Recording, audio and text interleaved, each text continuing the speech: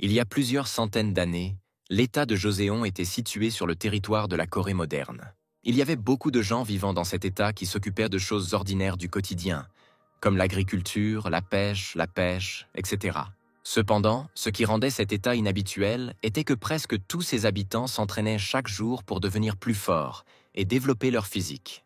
Yu Suji était le dirigeant de cet État et il veillait soigneusement à ce que les habitants de son État deviennent chaque jour plus forts et plus résistants.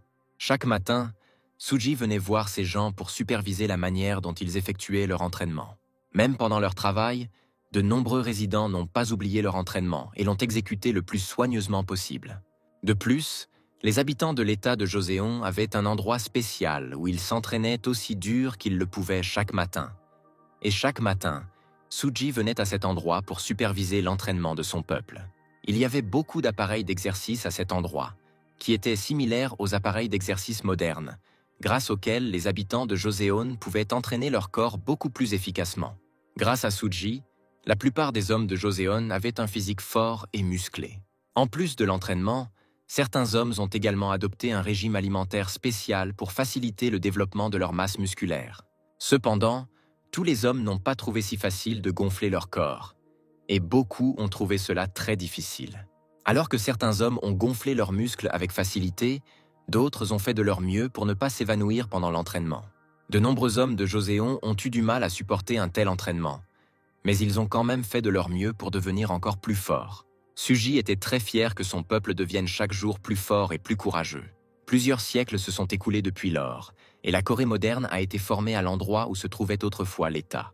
Choi Yong-jik était un Coréen ordinaire qui s'impliquait activement dans le sport et qui a commencé à étudier l'histoire de son pays dans l'une des universités d'État. Yong-jik a commencé à s'entraîner lorsqu'il est allé servir dans l'armée, où les conditions étaient extrêmement difficiles et la discipline stricte. Au cours de son service dans l'armée, Yong-jik a commencé à s'intéresser de près au culturisme et, après l'armée, il a commencé à étudier dans l'une des universités d'État au département d'histoire. Cependant, même après que Yong-jik ait commencé à étudier à l'université, il n'a pas arrêté de s'entraîner. Yong-jik a commencé à aller à la salle de sport, à surveiller son alimentation et à mener une vie saine. Et après un certain temps, son physique est devenu encore plus gonflé et fort.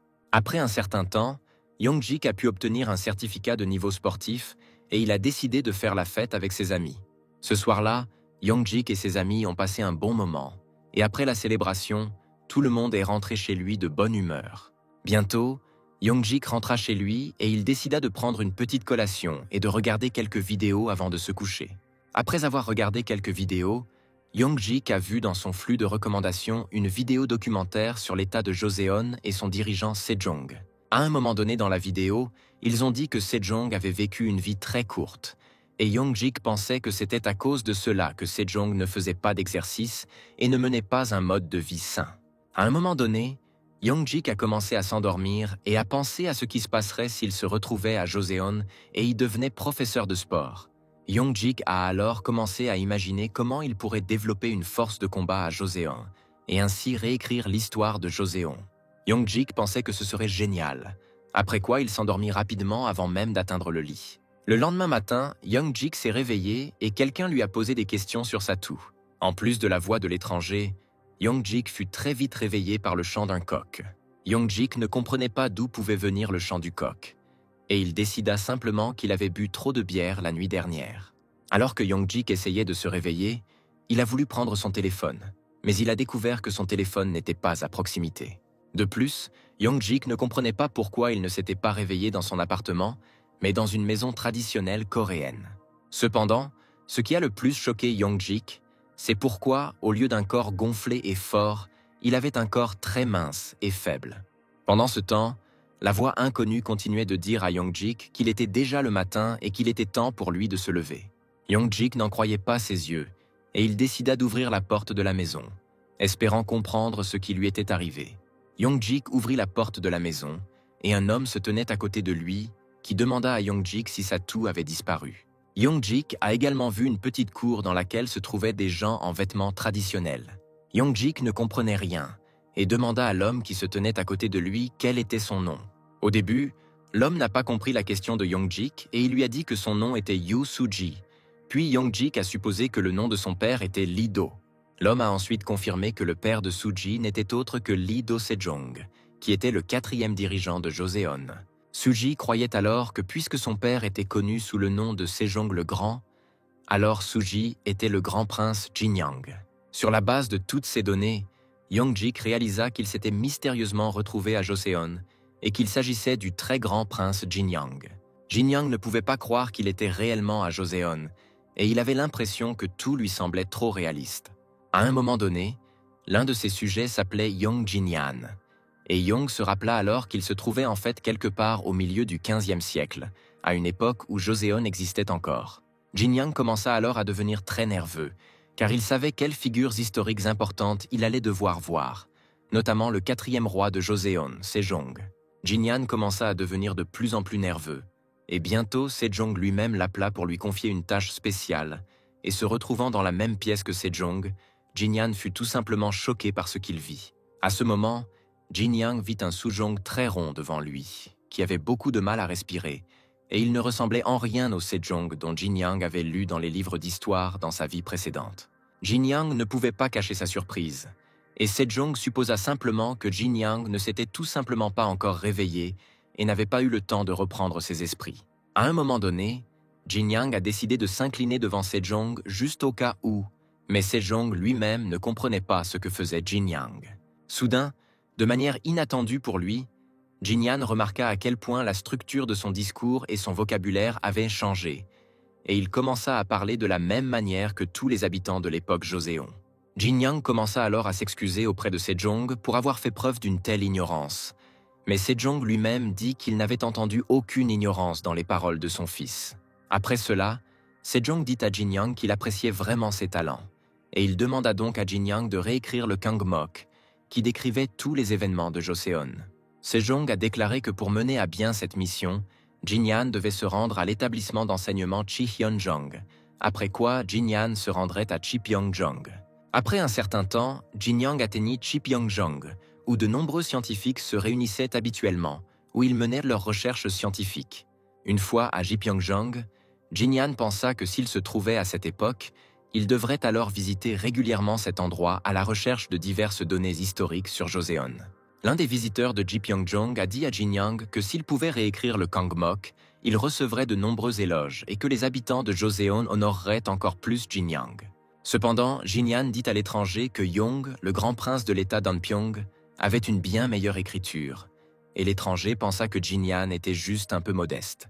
Après quelques minutes, Jinyang commença à étudier Kanmok, et il fut surpris de constater qu'il comprenait non seulement bien le discours local, mais aussi parfaitement la langue écrite locale. Après quelques secondes, Jinyang remarqua que le Kangmok avait de très grands caractères, et il crut que Sejong avait des problèmes de vision. Jinyang a également appliqué ses connaissances en tant qu'instructeur sportif acquises dans une vie antérieure, et il a conclu que son père Sejong souffrait d'obésité au 2e degré, ce qui l'a conduit à de graves problèmes de santé. De plus, Jinyang remarqua que même s'il faisait plutôt frais ce matin, le visage de Sejong dégoulinait de beaucoup de sueur. Jinyang a alors conclu que le 4e roi de Joseon, Sejong, souffrait d'un diabète sévère. De par sa vie passée, Jinyang savait qu'avec de tels indicateurs, Sejong mourrait bientôt et laisserait derrière lui un successeur. Le successeur de Sejong sera le frère aîné de Jinyang, Lee Hyang, qui recevra le titre de roi Munjong, qui mourra également peu de temps après le couronnement d'un grave affaiblissement du corps. Après le roi Munjong, Tanjong s'assiera sur le trône, mais pendant son règne, un assassin fera irruption dans son palais royal et tuera tous les représentants de la famille royale, y compris Tanjong lui-même. Jinyang pensa alors qu'il ne devrait jamais permettre à Sejong de mourir si tôt. Bientôt, Lee Hyang, qui était le fils aîné de Sejong et qui allait devenir le prochain successeur au trône royal, arriva à Chipyeongjong. En entrant dans Chipyeongjong, j'ai été quelque peu surpris que Jinyang soit là, car il préfère généralement aller dans les montagnes pour chasser. Jinyang pensait que Lee Hyang était venu ici pour une affaire urgente, mais Lee Hyang a dit qu'il voulait juste vérifier l'état actuel des livres qui seraient envoyés à Sejong. Après cela, Lee Hyang s'est dirigé vers la sortie et a dit à Jinyang qu'il ne voulait pas le distraire et qu'il pouvait continuer à faire son propre truc. Cependant, Jinyang ne comprenait pas comment Lee Hyang n'avait pas remarqué que les livres qui étaient censés être envoyés à Sejong avaient des caractères trop petits, et il décida d'arrêter Lee Hyang. Jin Yang a dit à son frère aîné qu'il aimerait lire certains de ses livres, mais que les caractères étaient trop petits et devaient être réécrits pour les rendre plus faciles à lire. Li Yang sentit alors que Jin Yang avait vraiment quelque chose à ajouter à ses livres, et il demanda à Jin Yang s'il savait que Sejong souffrait de presbytie ou d'hypermétropie sénile. Jin Yang a ensuite dit à son frère aîné qu'il soupçonnait quelque chose de similaire, mais qu'il n'était pas complètement sûr de ses suppositions. Li Yang pensa alors à la fugacité de la vie, car auparavant son père se vantait très souvent de sa grandeur. Jin Yang a alors demandé à Li Yang quand Sejong avait commencé à montrer de tels symptômes, et Li Yang a répondu qu'une telle détérioration de l'état de Sejong avait commencé à apparaître il y a 1 an. Li Yang a également déclaré que cette presbytie était très différente de la presbytie normale, et que Sejong avait d'autres symptômes en plus d'une mauvaise vision, mais il a demandé à Jin Yang de garder cette information secrète. Bientôt, Li Yang a décidé de quitter Jipyeongjang, et après son départ, plusieurs scientifiques sont entrés dans la pièce. Bientôt, Jin Yang commença à ressentir une légère douleur à l'arrière de la tête, et il croyait que c'était parce qu'il était resté assis trop longtemps. Jin Yang a alors décidé de faire un peu d'étirement au niveau du cou pour se débarrasser de la douleur. Tout d'abord, Jin Yang inclina la tête en arrière, après quoi il commença à tourner la tête pour étirer ses vertèbres cervicales. Après cela, Jin Yang a étiré sa tête vers l'avant et ses épaules vers l'arrière, et après toutes ces actions, toutes les douleurs dans le dos et l'arrière de la tête ont disparu. À ce moment-là, Jin Yang ressentit une incroyable sensation de manque de douleur, tandis que les gens qui le regardaient ne comprenaient pas ce que Jin Yang venait de faire et pourquoi il se sentait soudainement si bien. Les gens ne comprenaient pas pourquoi Jin Yang faisait des mouvements aussi inhabituels, car s'il avait mal au cou, il pouvait se tourner vers un massothérapeute. Au début, Jin Yang ne comprenait pas pourquoi ces gens le regardaient si étrangement. Puis il se rappela que ces gens ne savaient toujours pas ce qu'était l'étirement. À cette époque, les gens avaient déjà commencé à pratiquer la massothérapie, mais à cette époque, ce n'était pas très efficace, car à cette époque, les gens ne savaient pas encore comment fonctionnaient les muscles humains. Jin Yang a ensuite raconté aux gens qu'il s'était récemment blessé au cou en montant à cheval, mais qu'après ces mouvements, toute la douleur dans son cou avait complètement disparu et il s'était immédiatement senti mieux. Jin Yang a également déclaré que cet exercice simple est très bon pour les muscles du cou et qu'il peut facilement leur apprendre à faire cet exercice. Après cela, tout le monde s'est assis sur les chaises et Jin Yang a commencé à leur montrer la séquence correcte de mouvements. Tout d'abord, les gens rejetaient la tête en arrière autant que possible, après quoi ils commençaient à tourner la tête dans différentes directions. Avec le dernier mouvement, les gens devaient redresser le dos, étirer la tête vers l'avant et jeter les épaules en arrière. Au début, les gens ne croyaient pas qu'ils pourraient se débarrasser si facilement de la douleur dans la région du cou. Mais après tous les mouvements corporels qu'ils avaient effectués, ils ont immédiatement ressenti des sensations extrêmement agréables. Le lendemain, Li Yang se rendit à nouveau à Jipyeongjang, mais il fut quelque peu surpris par le rythme auquel tout le monde faisait. Li Yang ne comprenait pas comment ces personnes pouvaient se débarrasser de leur douleur au cou de manière aussi simple et sans l'aide d'un massothérapeute. Bientôt, tout le monde à Joseon a appris l'existence d'un exercice qui pouvait soulager les douleurs cervicales, et cet exercice est rapidement devenu connu sous le nom de baleine d'étirement. Cependant, malgré un exercice aussi efficace, Jin Yang avait encore un autre mal de tête. Pour se débarrasser de ce mal de tête, Jin Yang s'est rendu au marché local, où se trouvaient tous les ingrédients nécessaires. L'un des vendeurs locaux a été extrêmement surpris que Jin Yang lui-même ait daigné se rendre au marché avec des gens ordinaires, car généralement les représentants de la famille royale essaient de ne pas contacter les habitants. Jin Yang a dit au vendeur qu'il était venu ici pour acheter de l'huile comme de l'huile de sésame, mais le vendeur a dit qu'il n'avait pas d'huile de sésame, mais qu'il avait de l'huile de bœuf. Jin Yang a ensuite remis l'argent au vendeur et lui a demandé de lui fournir 5 morceaux de beurre de bœuf et que sa qualité soit la plus basse possible. Soudain, l'un des clients s'est demandé pourquoi Jin Yang avait besoin d'ingrédients tels que du beurre de bœuf et plusieurs racines médicinales. De sa vie antérieure, Jin Yang savait qu'il allait mourir d'une dermatite et il a décidé de rassembler les médicaments nécessaires le plus tôt possible, car à cette époque, la dermatite était considérée comme une maladie mortelle et incurable. Après un certain temps, Jin Yang acheta tous les ingrédients nécessaires aux médicaments, après quoi il rentra chez lui. Bientôt, une femme est apparue derrière Jin Yang et a dit qu'elle avait remarqué que Jin Yang commençait à se diriger de plus en plus vers la rue voisine. Jin Yang a alors appelé cette femme sa femme et lui a dit qu'après avoir lu quelques livres à Shipnyeojong, il avait décidé d'essayer de mettre en œuvre certaines de ses idées expérimentales. La femme a ensuite dit qu'elle était quelque peu inquiète que Jin Yang ait maintenant choisi de faire divers travaux méprisables au lieu de son chasse préféré. Jin Yang a dit à sa femme qu'il était à Jipyeongjong et qu'il y avait trouvé un vieux livre qui mentionnait la création d'une invention pour laver le corps et qu'il aimerait la créer. Cette invention que Jin Yang voulait fabriquer était du savon ordinaire et Jin Yang croyait qu'à Joseon il ne pouvait pas s'en passer.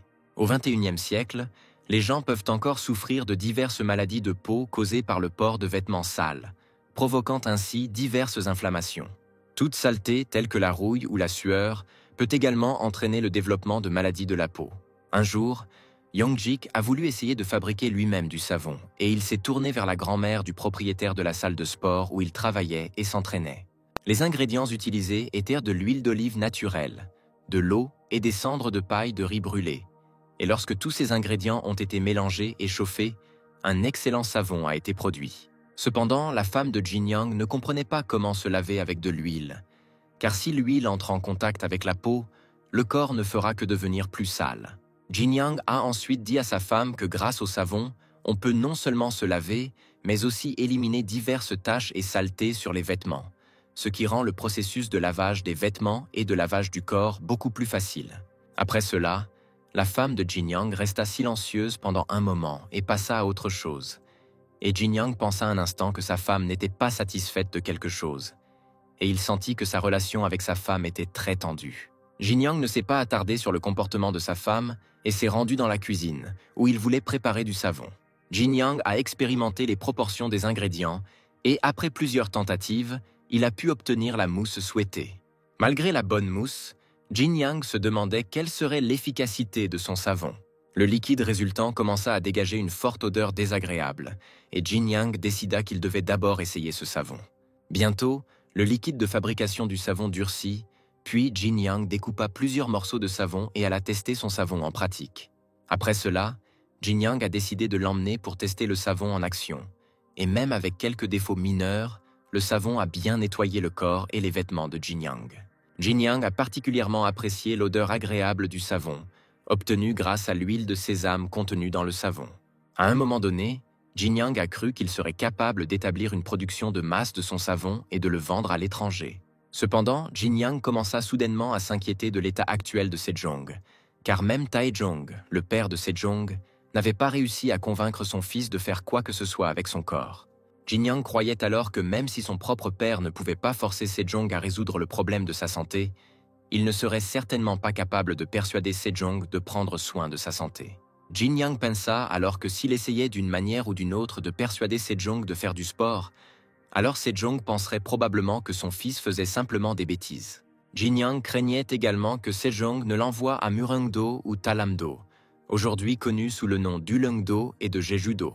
Lorsque Jin Yang eut fini de se laver, il comprit qu'il devait surpasser Sejong avec logique pour faire face à son obésité. Jin Yang a également estimé qu'il devait lui-même perdre du poids et développer sa masse musculaire. Et peut-être que cela pourrait également influencer la décision de Sejong de faire du sport. Au début, Jin Yang avait prévu de faire 3 exercices de base pour qu'avec le temps, ses muscles et son corps deviennent plus forts et qu'il puisse soulever 400 kg de poids. Jin Yang a également pensé à faire du culturisme une véritable science et à écrire un livre sur le culturisme. Jin Yang était convaincu que si les gens commençaient à étudier le culturisme et à s'entraîner dur, ils seraient capables de créer l'un des États les plus puissants du XVe siècle.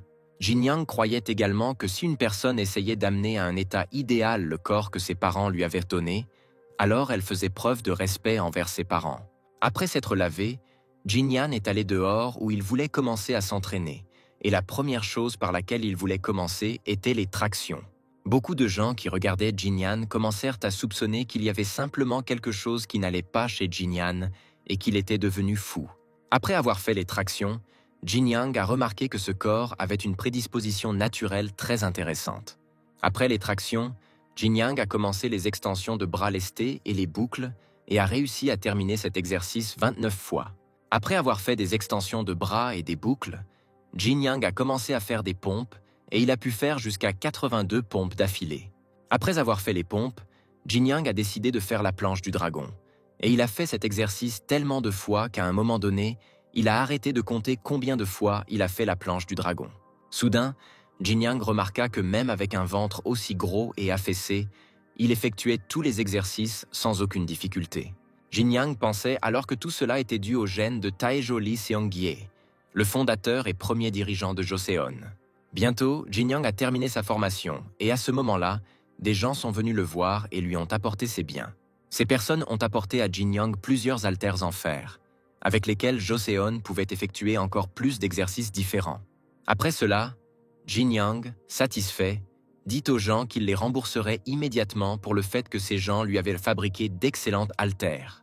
Jin Yang a reçu ces haltères et a donné aux gens 80 kilos de riz en guise de paiement pour leur travail, après quoi les gens ont regardé Jin Yang heureux avec suspicion et sont passés à autre chose. En chemin, les gens discutaient de la folie de Jin Yang, puisqu'il avait donné 80 kilos de riz pour ces morceaux de fer, car même les samouraïs n'ont pas un besoin aussi urgent d'autant de fer. Alors le premier homme commença à s'inquiéter du fait que Jin Yang prévoyait de rassembler une armée. Mais le deuxième homme dit qu'ils venaient de faire leur travail et qu'ils ne devaient s'inquiéter de rien d'autre. À ce moment-là, Jin Yang avait déjà commencé à s'entraîner avec des haltères, car les exercices avec son propre poids ne lui suffisaient pas pour pomper efficacement son corps et ses muscles. Le serviteur de la femme de Jin Yang, qui a vu Jin Yang s'entraîner, a dit à sa femme qu'il y avait quelque chose qui n'allait pas avec le prince Jin Yang. De plus, la servante de la femme de Jin Yang a dit qu'il devait lui prendre des mesures, mais la femme de Jin Yang a dit qu'elle ne voulait pas en parler. Cependant, le serviteur de la femme de Jin Yang a continué à parler de la façon dont le prince Jin Yang a commencé à se couvrir d'huile pendant qu'il se lavait, et maintenant il donnait 80 kg de riz pour un tas de fer ordinaire. De plus, les serviteurs de la femme de Jin Yang se souvinrent de l'époque où le prince Jin Yang aimait chasser avec ses amis et commencèrent à ignorer complètement sa femme. La servante de la femme de Jin Yang a alors demandé à sa maîtresse ce qu'elle avait fait dans sa vie passée pour que son mari cesse de lui prêter attention. Puis la femme de Jin Yang a de nouveau demandé à son serviteur d'arrêter d'en parler. Après quoi, le serviteur s'est immédiatement excusé et s'est tu. À ce moment-là, la femme de Jin Yang commença à se souvenir avec chaleur du temps où elle et son mari se promenaient dans les jardins du palais et de la façon dont les cerisiers en fleurs poussaient partout. Au cours d'une autre promenade dans la cour du palais, Jin Yang a offert à sa femme une branche de cerisier en signe d'amour et de dévotion envers elle. À ce moment-là, la femme de Jin Yang ramassa cette même branche pour la couper en deux parties, pensant que chaque jour elle perdait de plus en plus son mari. La femme de Jin Yang coupa une branche de cerisier et dit à ses serviteurs qu'elle aimerait se coucher tôt aujourd'hui et qu'elle aimerait être seule avec ses pensées. Quelques minutes plus tard, la femme de Jin Yang est allée se laver et, à côté des bougies, elle a vu le savon que Jin Yang avait fabriqué. La femme de Jin Yang prit le savon dans ses mains, le regarda et essaya de comprendre exactement comment il devait se laver. Soudain, la femme de Jin Yang a décidé d'essayer de se laver avec du savon et elle a commencé à frotter lentement et soigneusement le savon sur son corps. La femme de Jin Yang a été surprise de voir à quel point le savon a commencé à produire autant de bulles et à quel point il a efficacement nettoyé sa peau. Après un autre entraînement, Jin Yang a décidé de se laver à nouveau et il a pensé qu'à son prochain entraînement, il devrait commencer à s'entraîner avec encore plus de poids. Soudain, quelqu'un entra dans les bains et Jin Yang remarqua alors qu'il s'agissait de sa femme. Jin Yang était très heureux lorsque sa femme lui a dit qu'elle aimait son savon, qui nettoyait parfaitement son corps. La seule chose que la femme de Jin Yang n'aimait pas était que le savon avait trop d'odeur d'huile, et elle avait peur que les passants pensent qu'elle était la femme d'un marchand de savon. Jin Yang a alors pensé qu'il devrait remplacer l'huile de sésame par de l'huile de porc ou de bœuf, mais toutes ces huiles étaient très chères, ce qui interférerait avec la production et la vente de masse de savon. L'épouse de Jin Yang a alors suggéré à son mari d'utiliser de l'huile de tilleul à la place de l'huile de sésame, ce qui donnerait au savon une odeur plus agréable et rendrait sa production moins chère. Après cela, Jin Yang a remercié sa femme, à laquelle la femme de Jin Yang elle-même a dit que tout cela n'était rien, après quoi elle est immédiatement devenue embarrassée. Après cela, Jin Yang se rendit dans un village côtier où vivait l'une de ses connaissances. Bientôt, Jin Yang atteignit ce village et y rencontra la même connaissance qui avait été rabatteur lors de sa dernière chasse d'hiver. Lors d'une chasse, cet homme a été grièvement blessé lorsqu'il a été attaqué par un cerf, et cette fois, cet homme a sauvé Jin Yang en prenant sur lui toute la colère du cerf en colère. Jin Yang a déclaré que même si beaucoup de temps s'était écoulé depuis lors, il se souvenait encore de la façon dont cet homme l'avait aidé, et Jin Yang voulait remercier cet homme. Jin Yang a dit à l'homme qu'il enverrait désormais à sa famille 2 sacs de riz, 2 bouteilles d'huile de sésame, des œufs, du poulet et d'autres produits alimentaires, une fois toutes les 2 semaines. En échange, Jin Yang a seulement demandé à l'homme de lui rapporter toutes les 2 semaines des informations sur les changements de taille et de poids de ses enfants. Après cela, Jin Yang a décidé de fournir une aide alimentaire similaire à 20 autres villages et de commencer à enregistrer les changements de taille et de poids des enfants locaux. Au début, Jin Yang voulait donner aux résidents locaux un régime à base de protéines, de glucides et de lipides afin d'enregistrer les changements dans le physique des enfants et leurs capacités motrices. Jin Yang voulait également montrer à Sejong, par un exemple clair, à quel point il est important de s'en tenir à une alimentation adéquate afin qu'il soit plus facile de l'amener à commencer à prendre soin de sa santé. Après cela, Jin Yang se rendit chez les forgerons locaux, à qui il voulait demander de lui fabriquer plusieurs choses. Tout d'abord, Jin Yang a montré aux forgerons un schéma d'une barre d'entraînement et plusieurs plaques de fer pour la future barre. Jin Yang a également expliqué aux forgerons que des plaques de fer devaient être montées aux 2 extrémités de la barre et que chaque galette de fer devait peser 30 kg. Les forgerons ont effectué des calculs simples et ont réalisé que s'ils fabriquaient 8 de ces galettes de fer, l'ensemble de la structure d'entraînement pèserait plus de 200 kg. Jin Yang a également déclaré qu'au fil du temps, il aurait besoin d'encore plus de ces crêpes de fer. Les forgerons furent choqués lorsque Jin Yang déclara que cette barre devait être suffisamment solide et stable pour qu'à l'avenir, il puisse soulever un poids de 300 kg. Après cela, Jin Yang mit sa main dans sa manche, sortit un autre diagramme et dit qu'il avait encore une chose à faire. Jin Yang sortit un dessin et demanda aux forgerons de fabriquer une plaque de fer et d'enrouler sa tige d'environ 3 pieds de long.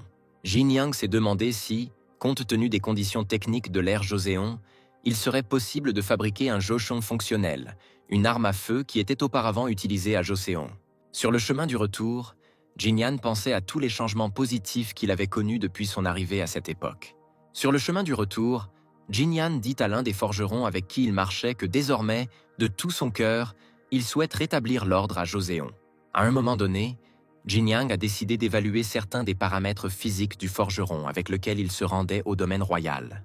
Jin Yang fut choqué que ce forgeron ait un corps étonnamment très fort et musclé, auquel le forgeron lui-même répondit qu'il avait un tel physique depuis son enfance. Jin Yang crut alors que ce forgeron serait idéal pour ses premiers tests, et il l'invita à devenir son élève sur le chemin de l'amélioration de son corps. Le jeune forgeron accepta immédiatement l'offre de Jin Yang, et ne savait pas comment il pourrait remercier Jin Yang. Ce à quoi Jin Yang lui-même répondit qu'il n'y avait pas besoin de cela. Le lendemain, Jin Yang allait rencontrer son frère à Chipyeongjong. Bientôt, Jin Yang rencontra Li Hyang, et Li Hyang remarqua immédiatement quelques changements chez Jin Yang. Li Hyang était heureux que son frère ait réussi à perdre du poids, puis il a demandé à Jin Yang de quoi il voulait lui parler. Jin Yang a ensuite dit à Li Hyang que son teint s'était amélioré après sa nouvelle méthode de trempe, puis Li Hyang a demandé à Jin Yang de quelle autre nouvelle méthode de trempe il parlait. Après cela, Jin Yang sortit une petite boîte, l'ouvrit et montra son savon à Li Hyang. Après quoi, il demanda à son frère aîné d'essayer d'utiliser le savon. Après cela, Jin Yang et Li Hyang sont allés à l'extérieur vers la même source d'eau, où Li Hyang était censé essayer le savon de Jin Yang. Après quelques minutes, Li Hyang fut agréablement surpris de voir à quel point le savon était capable de nettoyer la saleté de ses mains si facilement. Cependant, lorsque Li Hyang sentit ses mains, il dit à Jin Yang que l'huile rendrait la production de savon très coûteuse. Jin Yang se souvint alors des paroles de sa femme selon lesquelles si, dans le processus de fabrication du savon, on utilisait de l'huile de tétradium avec quelques poignées de riz, la production serait moins chère. Après cela, Jin Yang et Li Hyang retournèrent à Chipyeongjong, où Li Hyang prit un morceau de papier et commença à écrire quelque chose. Jin Yayan a pris un morceau de papier sur lequel Li Hyang a écrit qu'il avait réussi à se débarrasser d'une saleté importante grâce au savon, et que désormais tous les fonctionnaires devraient se laver les mains avec du savon tous les jours. Li Hyang pensait que malgré le prix du savon, presque tout le monde pouvait se le permettre. Mais en raison de la nature inconnue du savon, personne ne l'achèterait en grande quantité. Li Hyang a également déclaré qu'il aimerait d'abord obliger tous les fonctionnaires à se laver les mains avec du savon, afin qu'à l'avenir, ils commencent à se laver tout le corps avec du savon. En outre, Li Hyang a proposé de commencer par vendre du savon aux enchères privées, afin de pouvoir imposer sa propre taxe sur ce produit et ainsi recevoir une nouvelle source de revenus. Jin Yang fut alors une fois de plus convaincu que Li Hyang justifiait pleinement son statut de futur roi de Joseon. Pendant ce temps, les forgerons travaillaient activement à créer tous les objets que Jin Yang leur avait commandés. À un moment donné, un homme a demandé aux forgerons s'ils étaient sûrs que Jin Yang avait commandé exactement ce qu'il faisait. L'un des forgerons leur dit alors qu'ils seraient sévèrement punis s'ils faisaient ne serait-ce qu'une seule erreur au cours de leur travail. Cependant, l'un des forgerons dit à tous les autres forgerons qu'ils devaient immédiatement détruire tout ce qu'ils avaient déjà réussi à faire pendant ce temps pour Jin Yang. Cependant, tous les autres forgerons dirent Paula qu'ils ne pouvaient pas le faire, car ils avaient déjà fabriqué la plupart des choses pour Jin Yang, et que Jin Yang devrait déjà venir chercher ses commandes dans les jours à venir. Ce forgeron a alors dit à ses ouvriers que s'ils accordaient trop plus de valeur à l'argent qu'à leur propre vie, ils pouvaient alors continuer à travailler sur des produits pour Jin Yang. À un moment donné, un homme en costume noir et portant un grand chapeau a commencé à soupçonner que Jin Yang avait commencé tout cela parce qu'il était incapable d'obtenir le droit d'hériter.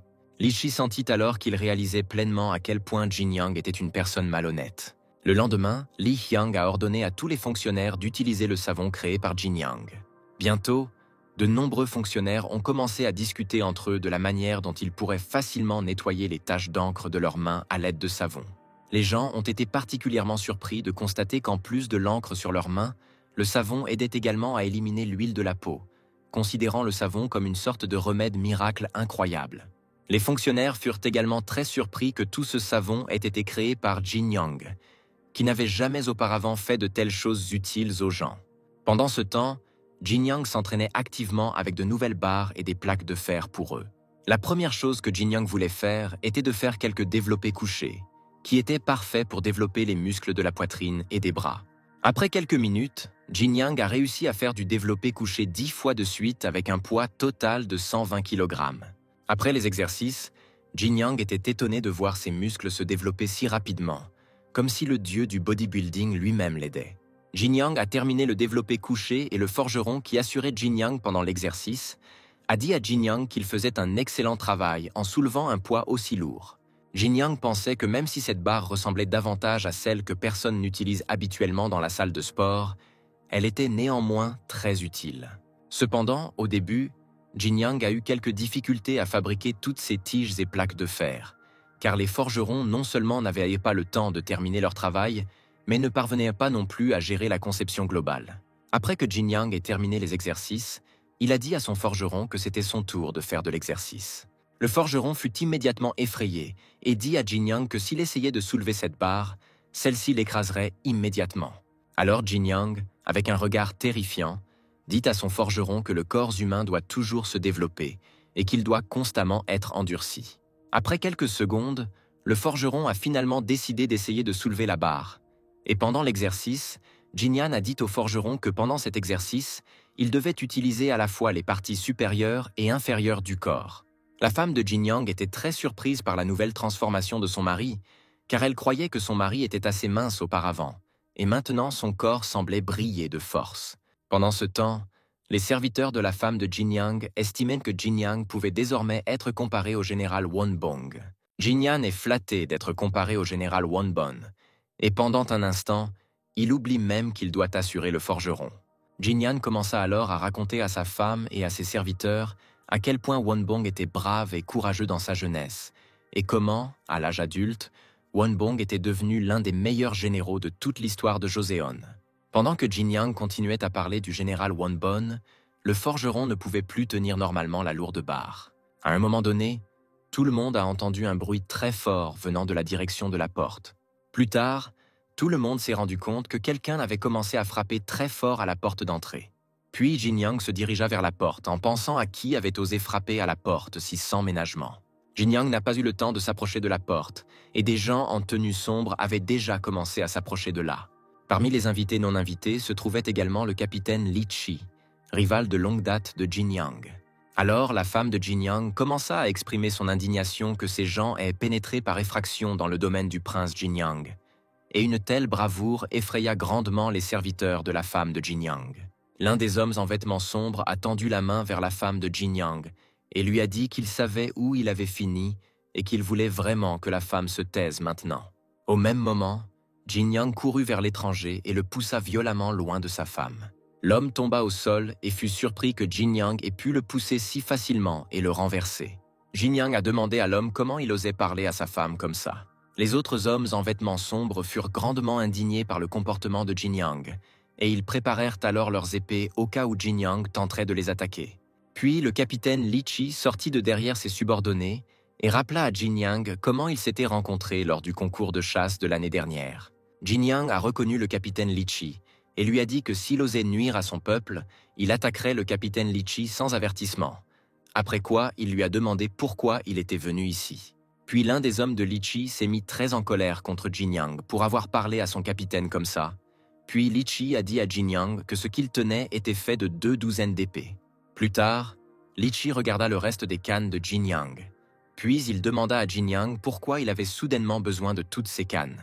De plus, les gens de Li Chi ont montré à Jin Yang l'homme avec qui il était allé chasser l'année dernière, et maintenant cet homme était dans un état très grave.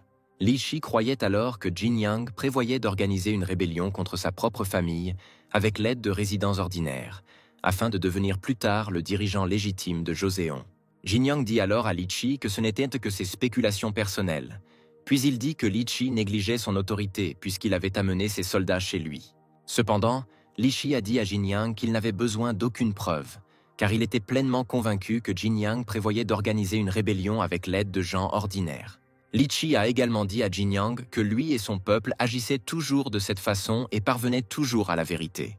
Jin Yang a alors demandé à Li Chi ce qui se passerait s'il s'avérait qu'il avait tort dans ses arguments, mais Li Chi a complètement exclu une telle option, et il était convaincu qu'il avait raison. Li Chi a également dit à Jin Yang que tant qu'il ne dirait pas la vérité, il torturerait les habitants des villages auxquels il fournissait des fournitures. Jin Yang sentit alors que même s'il disait toute la vérité à Li Chi, il ne se calmerait toujours pas et continuerait d'essayer de montrer son pire côté. Jin Yang pensait également qu'après avoir fini dans ce corps et à cette époque, il n'avait rien fait de mal et qu'il ne pouvait pas savoir quelle mauvaise chose il avait pu faire auparavant. À ce moment-là, Li Yang est sorti de la maison pour essayer de comprendre ce qui se passait ici. Jin Yang regarda son frère aîné et fut quelque peu surpris que Li Yang ait l'air un peu plus en santé que d'habitude. Li Yang a dit à Jin Yang qu'il était venu ici personnellement parce que de mauvaises rumeurs avaient de commencer à circuler à son sujet. Li Yang se rapprochait de plus en plus de Jin Yang. Puis Li Chi demanda à Li Yang de faire attention, car personne ne sait ce qu'un fou comme Jin Yang peut lui faire. Puis Li Yang a demandé à Li Chi de surveiller son discours lorsqu'il a traité Jin Yang de fou. Li Yang a également dit à Li Chi que Jin Yang était toujours son jeune frère et qu'il aimerait lui donner l'opportunité d'expliquer les raisons de ses actes. Li Yang a également dit à Li Chi que même s'ils étaient frères, il ne serait pas facile pour eux de laver leur nom de rumeurs aussi honteuses. Li Yang a alors déclaré que si Li Chi ne lui fournissait pas de solides arguments en faveur de ses suppositions personnelles, il lui ferait alors grandement regretter ses paroles. Jin Yang a ensuite dit à Li Yang et Li Chi qu'il aurait besoin d'aide pour expliquer ses motivations. Jin Yang demanda alors au forgeron de lui apporter le livre qu'il était en train d'écrire, après quoi le forgeron partit un moment. Quelques minutes plus tard, le forgeron revint avec le livre que Jin Yang était en train d'écrire, et il dit à tout le monde qu'il écrivait un livre dans lequel il décrivait les enseignements d'un mode de vie sain. Après cela, Jin Yang a remis son livre à Li Yang, qui s'est intéressé à ce qui était si important décrit dans ce livre. Dès que Li Yang a ouvert le livre de Jin Yang, il a lu qu'une personne devrait exprimer son respect envers ses parents en prenant soin du corps qui lui a été donné par ses parents. Cependant, Li Yang ne pouvait toujours pas comprendre comment prendre soin de son corps était lié à toutes les choses dont Jin Yang avait besoin. Puis Jin Yang s'est penché devant Li Yang et lui a murmuré qu'il ne pouvait pas dire cela devant tout le monde et qu'il voulait tout lui dire en privé. Jin Yang rappela alors à Li Yang l'état grave dans lequel se trouvait leur père à présent. Li Yang a dit à Jin Yang que la presbytie avait déjà frappé son père auparavant et qu'il aimerait entendre Jin Yang lui faire part de ses connaissances en médecine, car il était très inquiet de l'état de santé de leur père. Jin Yang a ensuite dit à Li Yang que leur père avait récemment beaucoup transpiré malgré le temps frais et il pensait que leur père avait des crises de fièvre. Jin Yang a également déclaré qu'il soupçonnait que leur père présentait des signes de diabète, ce qui a quelque peu surpris Li Yang lui-même. Jin Yang pensait que le diabète de Sejong s'était développé à cause d'un excès d'énergie Yang, provoqué par la nutrition excessive de Sejong. Jin Yang pensait qu'en raison du fait que Sejong ne pratiquait aucune activité physique, un excès d'énergie yang s'accumulait dans son corps, ce qui pouvait affecter directement sa vision. Li Hyang a alors demandé à Jin Yang pourquoi il avait soudainement commencé à fournir de la nourriture aux enfants des résidents ordinaires de Chosnoa. Jin Yang a déclaré qu'il avait ainsi appris que pour prendre du poids, il suffisait de manger quelques cuillères à soupe de riz et d'œufs, et son livre contient tous les rapports sur la nutrition et l'exercice. En fin de compte, Jin Yang voulait écrire ce livre pour convaincre Sejong de ce qu'il avait écrit et le persuader de pratiquer une activité physique. Li Hyang a alors dit à Li Chi de rappeler ses soldats, et Li Hyang a répondu que Jin Yang n'avait absolument aucune mauvaise intention. Cependant, Li Chi refusa de retirer ses troupes et dit que lui et ses hommes surveillaient le comportement des citoyens de Joseon, et que le roi n'aimerait pas le fait que quelqu'un ose défier les droits de ses soldats. Li Chi a également pointé du doigt ses soldats et a déclaré que parmi eux se trouvaient les inspecteurs les plus compétents de divers rangs, parmi lesquels il y avait même un jeune fonctionnaire qui venait tout juste de rejoindre les rangs de ces inspecteurs. Li Chi dit alors qu'il ne pouvait pas partir d'ici tant qu'il ne connaîtrait pas toutes les véritables intentions de Jin Yang. Après cela, Li Chi sortit son éventail, le tendit vers Jin Yang et dit que s'ils voulaient les chasser, alors qu'ils commencent par lui. Li Chi a également dit à Li Yang qu'il ne devrait pas dissimuler les intentions de quelqu'un simplement à cause de sa relation avec cette personne. Li Chi a également exigé de Li Hyang qu'il soit ferme et montre au monde entier la grandeur des lois de son pays. Jin Yang regarda Li Chi et pensa qu'il était devenu l'inspecteur en chef pour une raison. Et il croyait que si certaines mesures n'étaient pas prises, ce problème n'affecterait pas seulement lui et Li Hyang. Li Hyang dit alors à Jin Yang qu'il ne pourrait plus le dire à Li Chi, et il demanda à Jin Yang d'expliquer lui-même pourquoi il avait acheté tous ces appareils en fer. Jin Yang dit alors à Li Hyang qu'il était prêt à montrer personnellement le but de tous ces produits en fer avec l'aide de sa force. Puis Jin Yang dit une fois de plus à Li Hyang qu'en raison de l'excès d'énergie yang, la vision de Sejong s'était détériorée, mais Jin Yang était convaincu que si Sejong commençait à durcir son corps, il serait capable de faire face à sa maladie. Jin Yang a également dit à Li Hyang que Sejong ne montrait pratiquement aucune activité physique et qu'il espérait qu'avec le temps, il serait en mesure d'intéresser Sejong à s'engager dans un entraînement physique. Jin Yang espérait également qu'il serait capable de convaincre son père de durcir son corps si Jin Yang montrait une force comparable à celle de Xiang Yu, le général de l'Empire Jin. Jin Yang pensait alors que s'il ne parvenait pas à convaincre Li Chi et ses soldats de la justesse de ses intentions, il ne parviendrait certainement pas à convaincre son père. Après cela, Li Hyang dit à Li Chi et à ses soldats que Jin Yang développait des méthodes pour guérir le corps humain et que tous ces appareils en fer étaient nécessaires pour entraîner le corps humain. Cependant, Li Chi ne pouvait toujours pas croire que tous ces objets en fer, dont chacun pesait plus que le chaudron le plus lourd, étaient destinés à l'entraînement. Li Hyang a alors cru que c'était à cause de tous ces appareils en fer que Li Chi était venu ici avec son inspection. Puis Li Hyang a invité Li Chi à montrer la force de Jin Yang afin de leur montrer le véritable but de tous ces appareils en fer dans la pratique et de laver le bon nom de Jin Yang.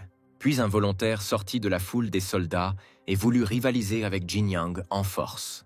Le volontaire a dit à Jin Yang que s'il perdait contre lui en force, il deviendrait évident pour tout le monde qu'il mentait à tout le monde.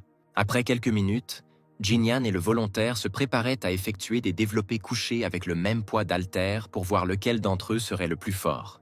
Avant de commencer à effectuer le développé couché, Jin Yang a expliqué au volontaire que cet exercice est bon pour renforcer les muscles des bras, du coude à la main, en passant par la poitrine et les épaules. Cependant, le volontaire n'a pas pris la prise de Jin Yang, et il a cru que tout dépendait de la force de la personne. Jin Yang a alors commencé à effectuer le développé couché et a cru que le volontaire avait simplement peur de pouvoir le vaincre. De tels mots rendirent le volontaire encore plus en colère, ce qui ne fit que le motiver davantage à vaincre Jin Yang. Il était très difficile pour le volontaire de tenir la barre, mais il ne pouvait pas abandonner si facilement, car maintenant l'honneur de l'inspecteur en chef était en jeu. Le volontaire a alors dû fournir encore plus d'efforts pour pouvoir soulever une barre aussi lourde. Après quelques secondes, le volontaire a quand même réussi à soulever la barre pour la première fois. Après cela, l'un des soldats qui assurait le volontaire a voulu voir comment Jin Yang soulevait la même barre. À ce moment-là, Jin Yang fit un peu plus d'efforts pour soulever la même barre. Le volontaire regarda Jin Yang et sourit au fait qu'au début, Jin Yang prétendait être si fort, mais maintenant il ne pouvait plus soulever la barre. Cependant, à ce moment-là, Jin Yang avait déjà effectué le développé couché 8 fois et maintenant il termine de soulever la barre pour la 9e fois. Tout le monde était choqué que Jin Yang ait réussi à effectuer autant de développés couchés en si peu de temps, et Li Chi était le plus surpris. Après cela, la compétition s'est terminée et tout le monde était complètement convaincu que Jin Yang avait en fait utilisé son équipement en fer spécifiquement pour l'entraînement. À ce moment-là, le volontaire se sentit très honteux d'avoir pu perdre si facilement en essayant de défendre l'honneur de l'inspecteur en chef. Jin Yan a ensuite expliqué au volontaire que la nutrition et la quantité d'entraînement dépendent de l'objectif. Le volontaire a également été très surpris lorsque Jin Yang a déclaré que grâce à son régime alimentaire et à son système d'entraînement, il était capable de soulever des poids jusqu'à 175 kg. Le volontaire ne pouvait pas croire ce qu'il entendait, et il croyait que la victoire sur lui avait simplement tourné la tête de Jin Yang. Après quoi, il était parti avec Li Chi et le reste des soldats. Li Chi et ses soldats se dirigèrent vers la sortie, et Li Chi dit à Jin Yang que cette fois, il les laisserait repartir, mais il était toujours suspecté. Li Chi a également dit à Jin Yang qu'il continuerait à faire son devoir, et Jin Yang a pensé que Li Chi laissait entendre qu'il continuerait à veiller sur lui. Jin Yang dit alors à Li Chi que dans ce cas, il le surveillerait également, lui et ses soldats. Après cela, Li Chi est finalement parti, et Jin Yang était heureux que cette fois-ci, ils aient réussi à éviter un conflit sérieux. À partir de ce moment-là, Li Yang a commencé à aider Jin Yang à terminer son livre, et Jin Yang a alors senti qu'avec un problème, il avait également reçu une bonne opportunité. Jin Yang pensait également que si tout s'était passé différemment, il se serait retrouvé dans une situation encore plus désespérée. Après le départ de Li Chi, Jin Yang s'est excusé auprès de sa femme et lui a dit qu'il serait désormais plus prudent et discuterait de tous ses projets futurs avec elle. Jin Yang voulait dire autre chose à sa femme, mais soudain ses jambes ont commencé à céder, le faisant presque tomber. Cependant, la femme de Jin Yang a réussi à rattraper son mari et à l'empêcher de tomber au sol. À ce moment-là, tout le monde, y compris la femme de Jin Yang elle-même, avait le sentiment que M. Jin Yang se comportait de manière quelque peu indécente. Après quelques secondes, Jin Yang a pu se remettre sur pied et sa femme lui a dit que s'il voulait faire ça avec elle, alors ils devraient se retirer dans leur chambre, après quoi Jin Yang s'est retiré auprès de sa femme. Le soir même, le volontaire Li Chi commença à s'excuser auprès de son capitaine pour ne pas avoir défendu son honneur. Li Chi a dit qu'il ne devait pas s'inquiéter de ce qui s'était déjà passé, et il a dit à ses soldats qu'il était en mesure de tirer un certain bénéfice de ce qui s'était passé. Li Chi a déclaré que parmi tous les produits métalliques de Jin Yang, il avait pu remarquer une chose intéressante, qui ressemblait beaucoup à une arme tubulaire en métal. Puis Li Chi sentit que Jin Yang avait besoin de cet objet pour une raison, et Li Chi pensa que Jin Yang allait améliorer les armes à feu existantes.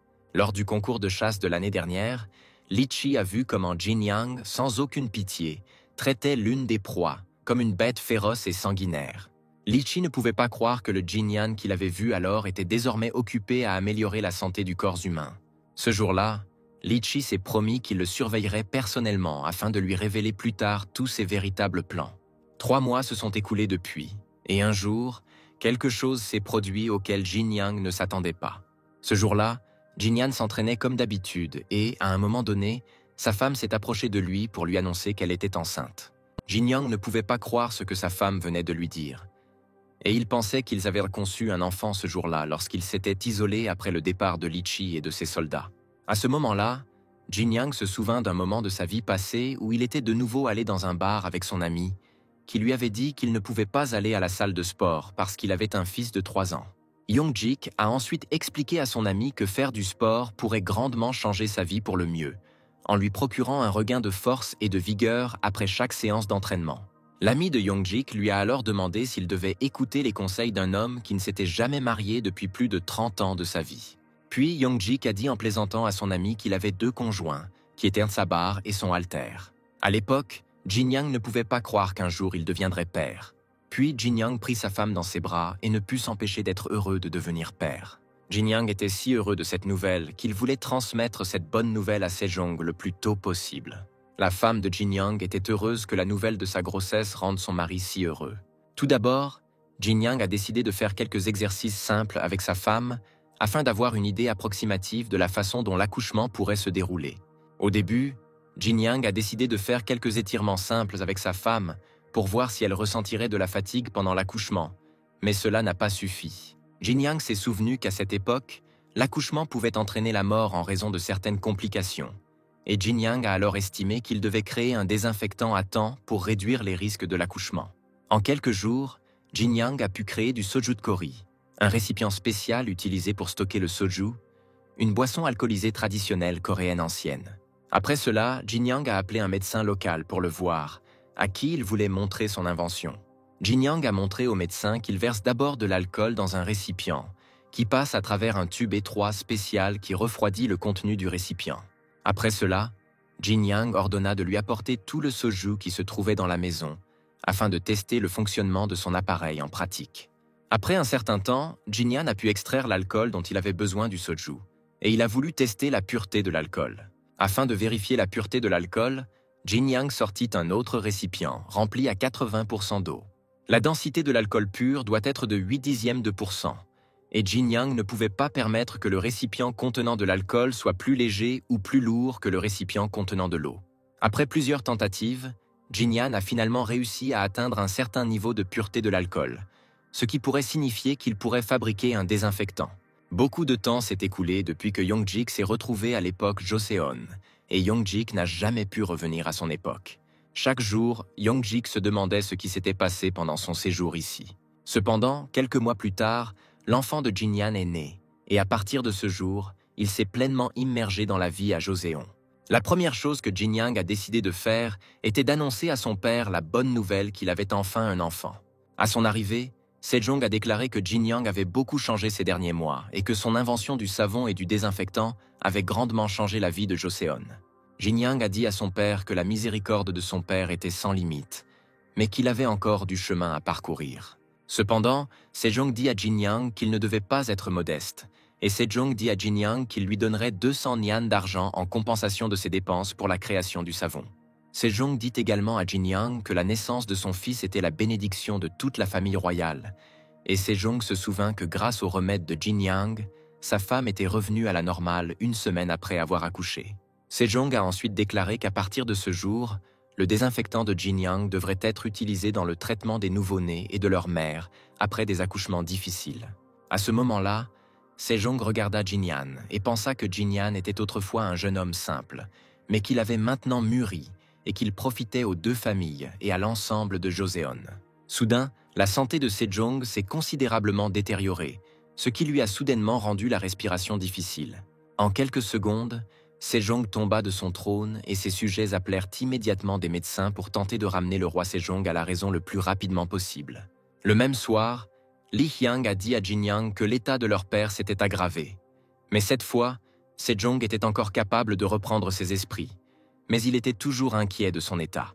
Li Hyang a également dit à Jin Yang que Sejong avait désormais constamment soif et que sa vue s'était tellement détériorée qu'il devait désormais tenir un livre juste devant ses yeux pour lire quelque chose. Li Hyang a également déclaré que les médecins donnaient désormais à Sejong une décoction curative spéciale, mais que cela n'avait aucun effet. Jin Yang a alors demandé à Li Hyang si son père lui avait dit qu'il pouvait voir des insectes volants ou un brouillard blanchâtre. Dans une vie antérieure, Young-jik avait un grand-père qui souffrait de diabète et qui présentait des symptômes similaires à ceux de Sejong, se plaignant parfois de voir des insectes ou un brouillard nuageux. Cependant, Li Hyang a dit à Jin Yang que Sejong ne se plaignait pas de tels symptômes et qu'il avait seulement dit qu'il avait du mal à voir les choses au loin. Jin Yang dit alors à Li Hyang que dans ce cas, la situation n'était pas critique et qu'il pensait que Sejong éprouvait maintenant simplement un léger malaise, causé par un surmenage ordinaire. Jin Yang pensait alors que si l'état du roi Sejong continuait à se détériorer, il perdrait complètement la vue d'ici 1 an. Jin Yang se rappela également que septembre arriverait bientôt et que l'anniversaire de sa mère serait célébré en septembre, et il pensa que ce serait une très bonne occasion d'influencer son père. Li Hyang pensait que Jin Yang prévoyait de faire quelque chose de grandiose lors du festin royal. Jin Yang a dit à Li Hyang que son livre ne décrivait que 3 exercices utilisant des poids lourds. Parmi ces 3 exercices, Jin Yang décrit le squat, le développé couché et le soulevé de terre dans son livre. Lors d'un soulevé de terre, Jin Yang doit essayer de soulever une barre avec un poids très lourd jusqu'au niveau de la taille.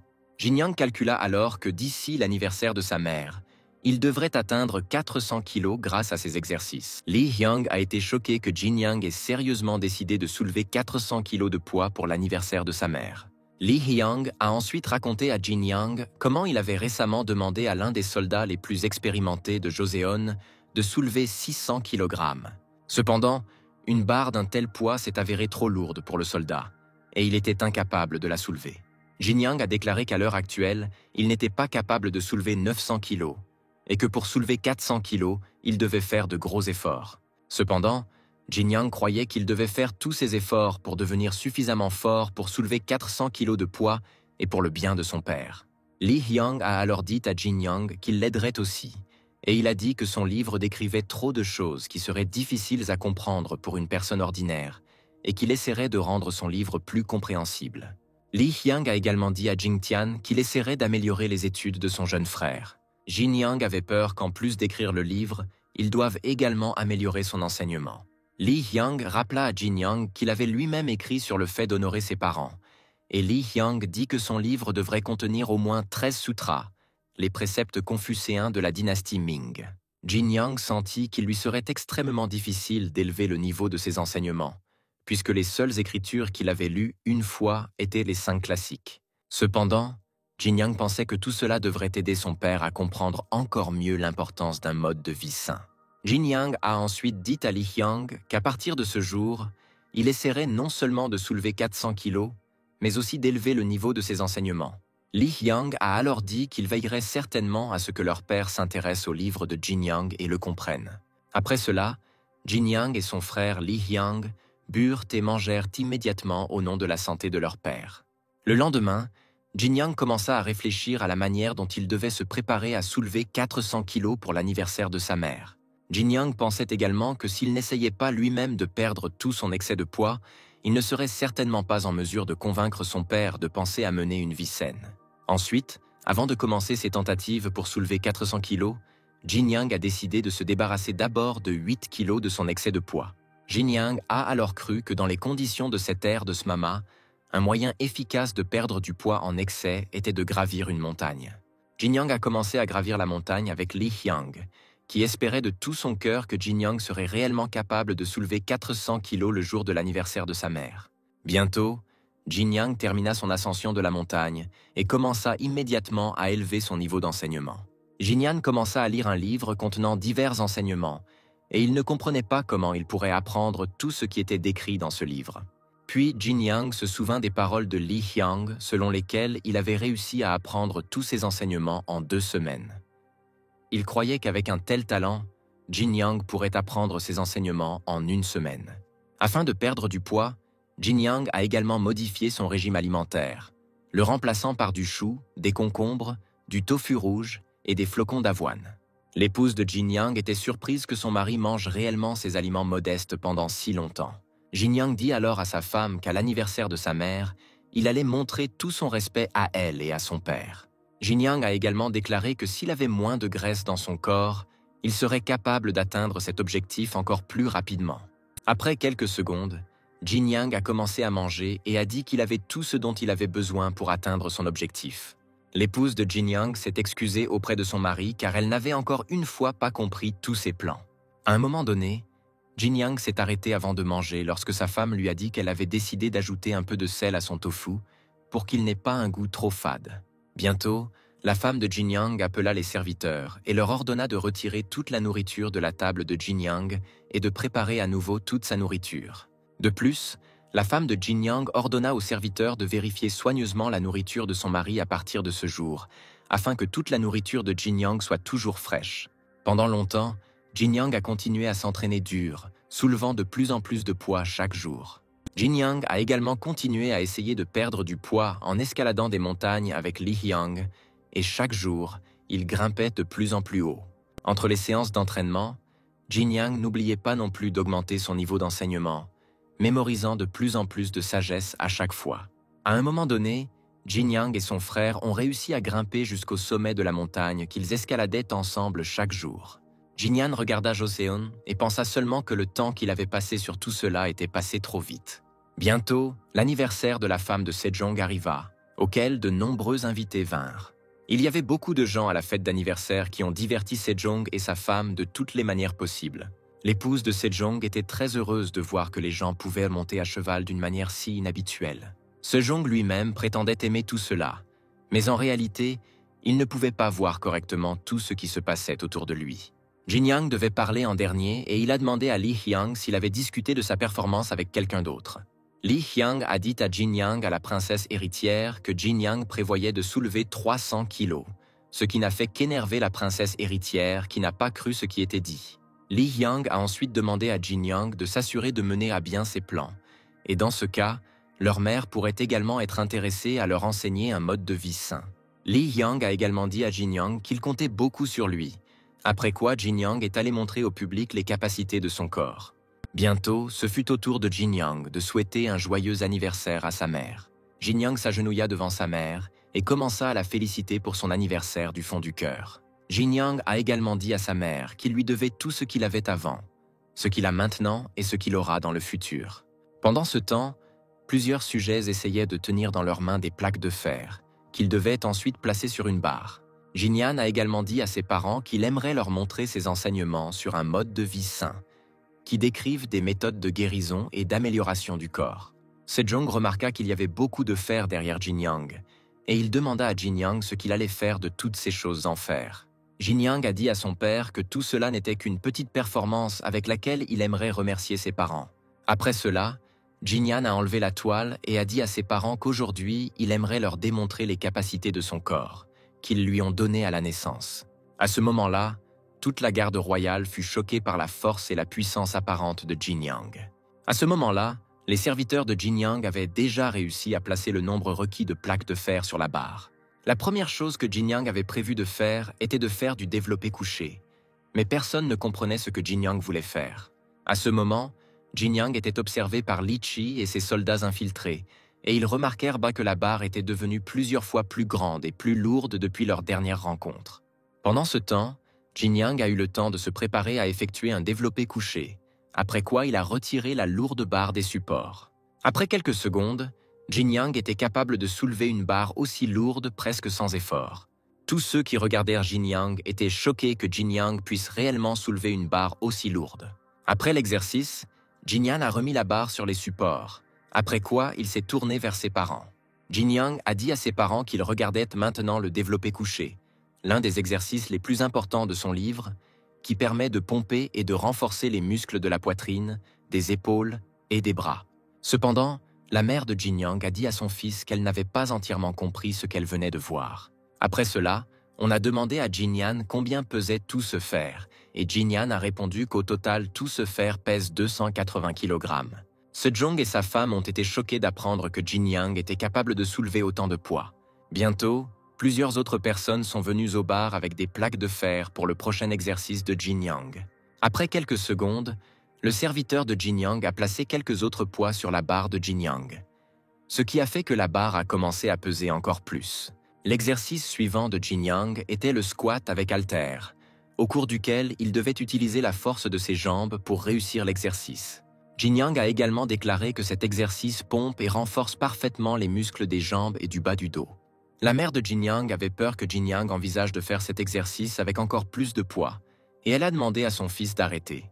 Cependant, Jinyang avait déjà réussi à ramasser la barre, et il a dit que cette barre pèse maintenant 340 kg.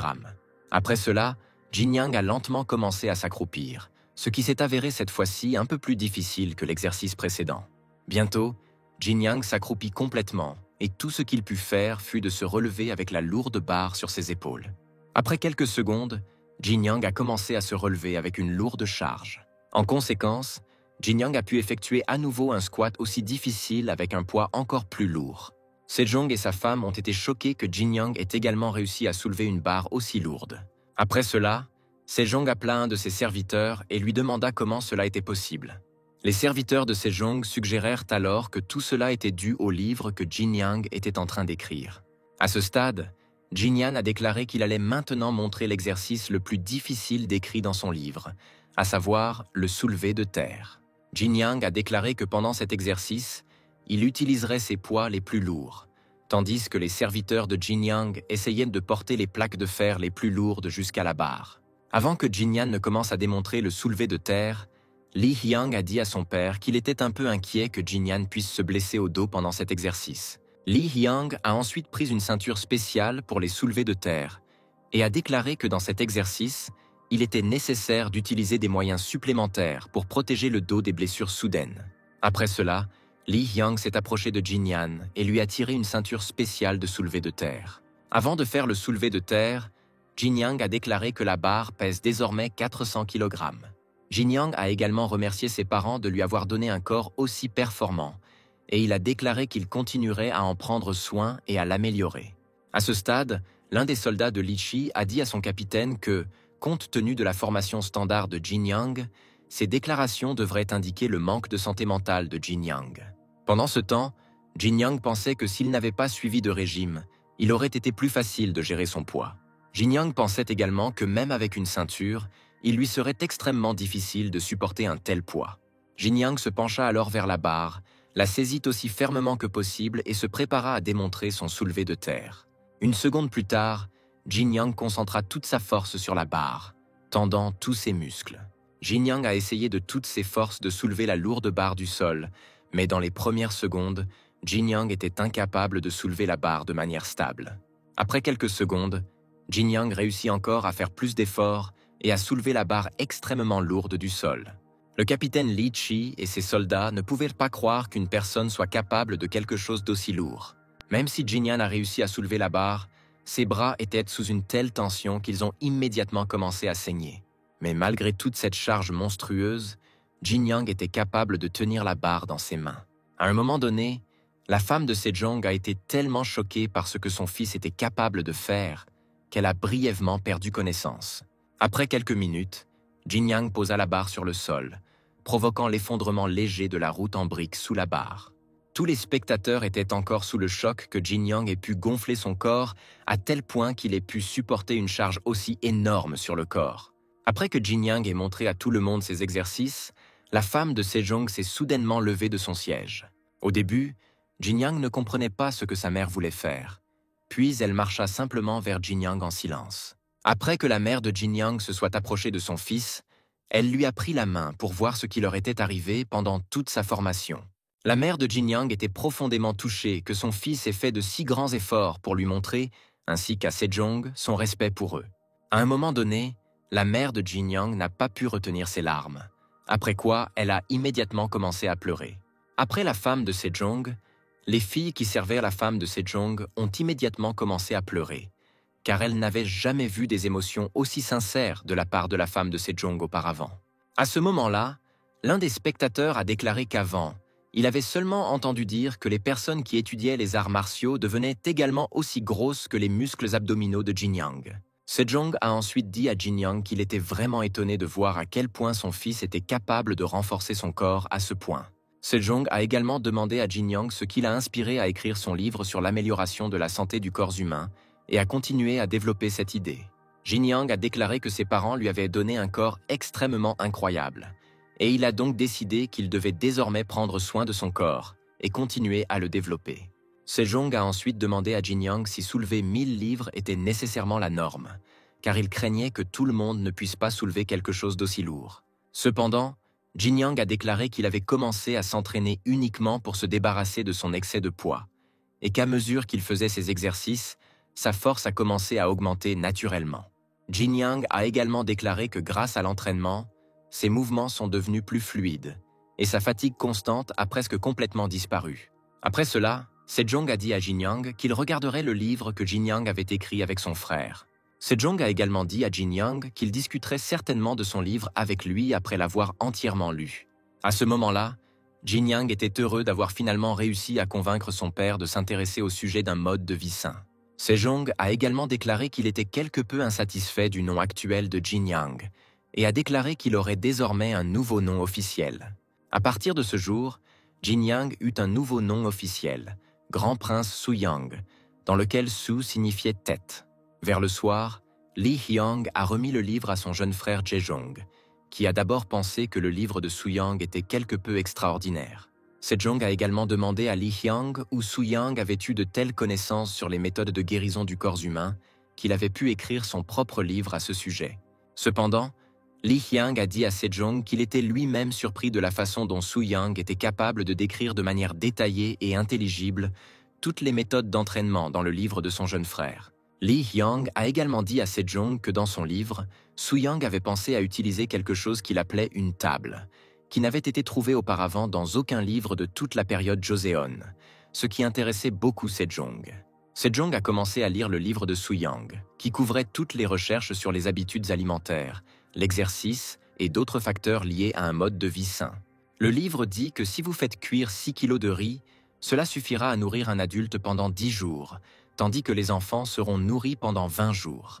Cependant, le livre décrit que la suralimentation peut entraîner plusieurs complications dans le corps, telles qu'un excès de poids et une diminution de la masse musculaire.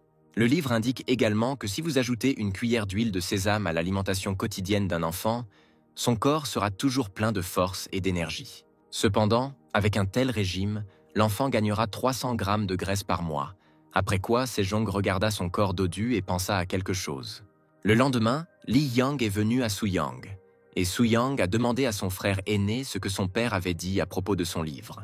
Lee Hyang a dit à Soo-young avec un sourire sur son visage que son père voulait apprendre les enseignements de Soo-young, ce qui a rendu Soo-young très heureux.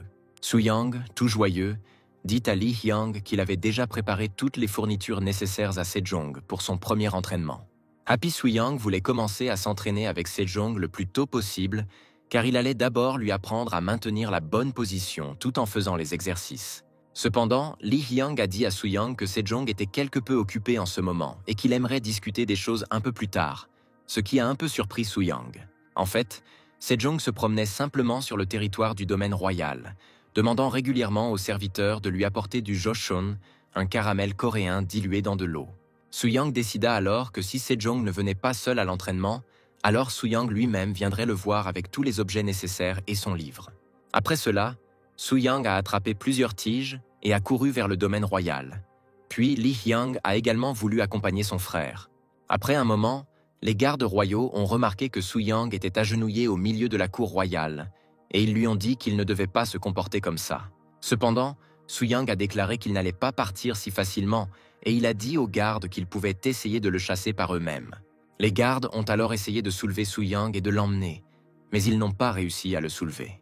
Sejong est rapidement arrivé sur les lieux et a demandé une explication sur ce qui se passait ici. Sejong a également commencé à menacer les gardes et Soo-young que si quelque chose comme cela se produisait, il leur arracherait personnellement la peau du visage. Cependant, Soo-young s'est approché de Sejong et lui a dit qu'ils devaient discuter de quelque chose ensemble. Sejong pensait que Soo-young voulait lui parler de son livre, et il lui dit qu'il l'avait lu et qu'il voulait essayer les exercices un peu plus tard.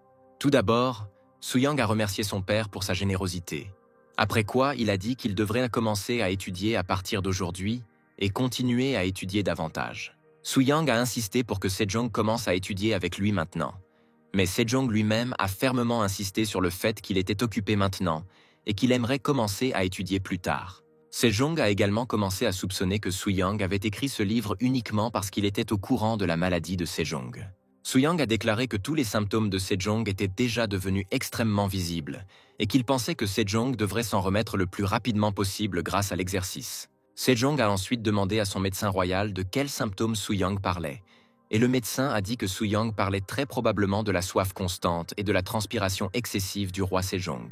Soo-young croyait alors que Sejong avait consulté un médecin précisément après avoir lu son livre, car c'est après l'avoir lu qu'il avait commencé à s'inquiéter pour sa santé, mais il rejetait toujours l'exercice physique.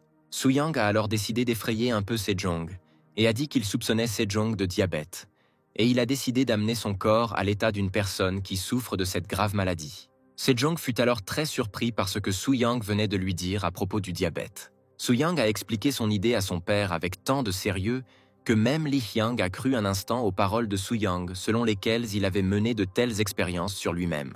Le diabète est une maladie grave qui survient en raison d'une suralimentation excessive, et les aliments riches en calories comme les sucreries ou les produits de boulangerie ne contribuent qu'au développement de cette maladie. Soo-young a attiré l'attention sur le fait que Sejong boit trop souvent du chochon, ce qui est probablement la cause principale du diabète et de son développement ultérieur.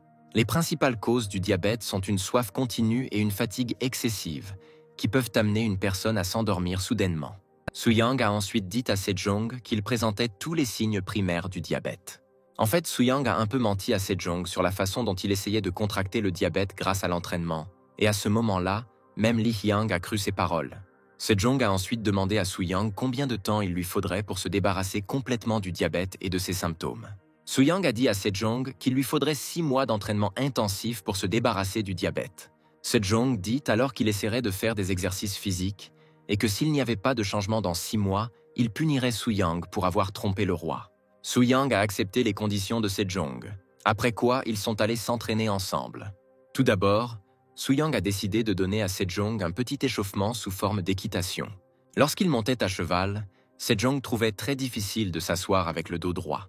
Parfois, Sejong commençait à s'affaisser, et Su-yang lui rappelait constamment de garder le dos droit.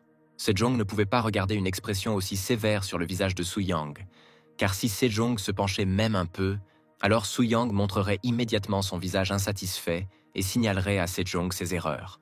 Durant cet entraînement, Sejong ne rêvait que de terminer cet exercice le plus rapidement possible. 1 heure après avoir commencé l'exercice, Su-yang a dit à Sejong qu'il pouvait terminer cet exercice, ce qui a rendu Sejong très heureux. Cependant, Su-yang a dit à Sejong que cet exercice n'était qu'un petit échauffement avant les exercices principaux, ce qui a rendu Sejong très contrarié. Après l'équitation, Su-yang a dit à Sejong de faire des squats avec haltères. Il semblait à Sejong que cet exercice était encore plus difficile que de monter à cheval, ce qui fit que Su-yang regarda son père de plus en plus sévèrement, soulignant ses erreurs lors de l'exécution de l'exercice. Pendant le squat avec haltères, Su-yang a donné à Sejong des conseils sur la façon d'effectuer correctement l'exercice, comme le nombre de répétitions requis, la position des jambes et du dos. Après quelques exercices, il était temps de déjeuner. Sejong était incroyablement heureux de pouvoir enfin manger et retrouver ses forces. Pour le déjeuner, on a apporté à Sejong du riz, des flocons d'avoine, du tofu et d'autres aliments que Su-yang avait mangés pendant son entraînement. Sejong était très déçu de son déjeuner aujourd'hui, car il était déjà habitué à manger différents plats délicieux chaque jour. La première chose que Sejong a décidé d'essayer était le riz, mais il lui semblait que le goût du riz ressemblait davantage à celui de la nourriture pour chevaux. Sejong décida alors d'arrêter de manger ce qu'on lui apportait, après quoi il appela son cuisinier. Bientôt, le chef personnel de Sejong est arrivé, et Sejong a alors commencé à exprimer son mécontentement à propos de sa nourriture du jour. Sejong exigea alors qu'on lui apporte ce qu'ils lui préparent habituellement, et qu'on jette ce qui se trouvait maintenant sur la table aux chevaux. Pendant ce temps, Su-yang regardait son père de côté et écoutait Sejong commencer à se plaindre de sa nourriture aujourd'hui. Après quelques secondes, Su-yang regarda à nouveau Sejong avec son regard intimidant, et lui demanda pourquoi il refusait de manger la nourriture qui venait de lui être apportée. Sejong fut effrayé par l'apparition soudaine de son fils dans la pièce, et Su-yang expliqua à son père qu'il avait lui-même demandé au cuisinier de préparer une telle nourriture. Su-yang a également déclaré que pour contrôler le sucre dans le corps, il avait également demandé au cuisinier et au reste des serviteurs de ne plus verser de joseon pour Sejong, afin qu'il soit plus facile pour Sejong de perdre du poids. Cependant, Sejong n'était toujours pas satisfait de sa nourriture, car il pensait que ses plats avaient un très mauvais goût. Su-yang lui-même rappela alors à Sejong qu'il avait lui-même promis de suivre ses instructions pendant 6 mois. Su-yang a également rappelé l'un des enseignements confucéens, selon lequel, pour un homme noble, toute promesse qu'il fait devrait être encore plus précieuse que la vie. Su-yang montra alors à Sejong tout son mécontentement face au fait que son père ne pouvait pas suivre une chose aussi simple qu'un régime alimentaire approprié. Puis Sejong se calma un peu et continua à manger tranquillement son déjeuner, tout en pensant à la façon dont Su-yang pouvait être si têtu et opportuniste. Après l'une de ses séances d'entraînement habituelles, Sejong est allé dans sa chambre pour travailler un peu. Cependant, Sejong était tellement fatigué après une autre séance d'entraînement que sa main tremblait constamment à cause de la tension, ce qui l'empêchait d'écrire normalement sur du papier. En raison de la tension constante dans ses mains, Sejong avait déjà ruiné plusieurs feuilles de papier, mais il essayait toujours d'écrire normalement. Ce soir-là, Sejong pensait seulement qu'après 2 semaines d'entraînement intensif, il n'avait obtenu aucun résultat. À ce moment-là, Sejong eut soudainement faim et il ordonna à son serviteur de lui apporter son repas du soir.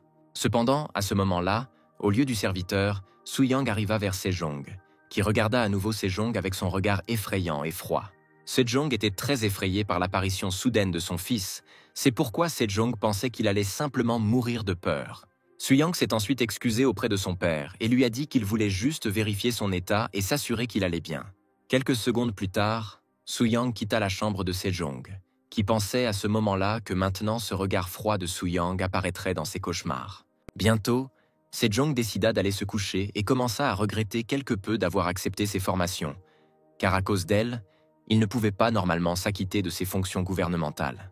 Sejong s'endormit bientôt, et les gardes qui se tenaient à l'entrée de la chambre de Sejong furent très surpris de constater que pour la première fois depuis longtemps, Sejong avait arrêté de ronfler pendant son sommeil. À ce moment-là, Sejong fit un rêve dans lequel il parvenait encore à renforcer son corps de la même manière que Soo-young l'avait fait autrefois. Cela fait un mois que Sejong a commencé à suivre un mode de vie sain. Un jour, Soo-young décide de contacter Jang Yong-sil, un inventeur du domaine royal. Lorsque Soo-young est arrivé chez Chan-young, il a vu que Chan-young dormait juste sur son lieu de travail. Soo-young était également quelque peu effrayé par la poupée en bois inhabituelle qui se tenait sur le bureau de Chan-young. Après quelques secondes, Soo-young remarqua que Chan-young commençait à délirer dans son sommeil. Cependant, après une seconde, Chan-young leva la tête, regarda sa tête et continua à délirer. Soo-young sentait que Chan-young avait des problèmes mentaux s'il parlait à une poupée, ce qui le mettait un peu mal à l'aise en regardant Chan-young. Pendant ce temps, Chan-young était toujours délirant et son comportement devenait de plus en plus effrayant à chaque seconde qui passait. À un moment donné, Soo-young a finalement décidé d'essayer de parler à Chan-young, qui ne s'attendait pas à ce qu'il y ait quelqu'un d'autre dans la pièce avec lui. Chan-young s'est ensuite excusé auprès de Soo-young pour son apparence désagréable et lui a poliment demandé quel problème il lui avait présenté. De sa vie passée, Soo-young se souvient que Chan-young était un véritable génie de son temps, qui a apporté des contributions inestimables à la vie et au développement de Joseon.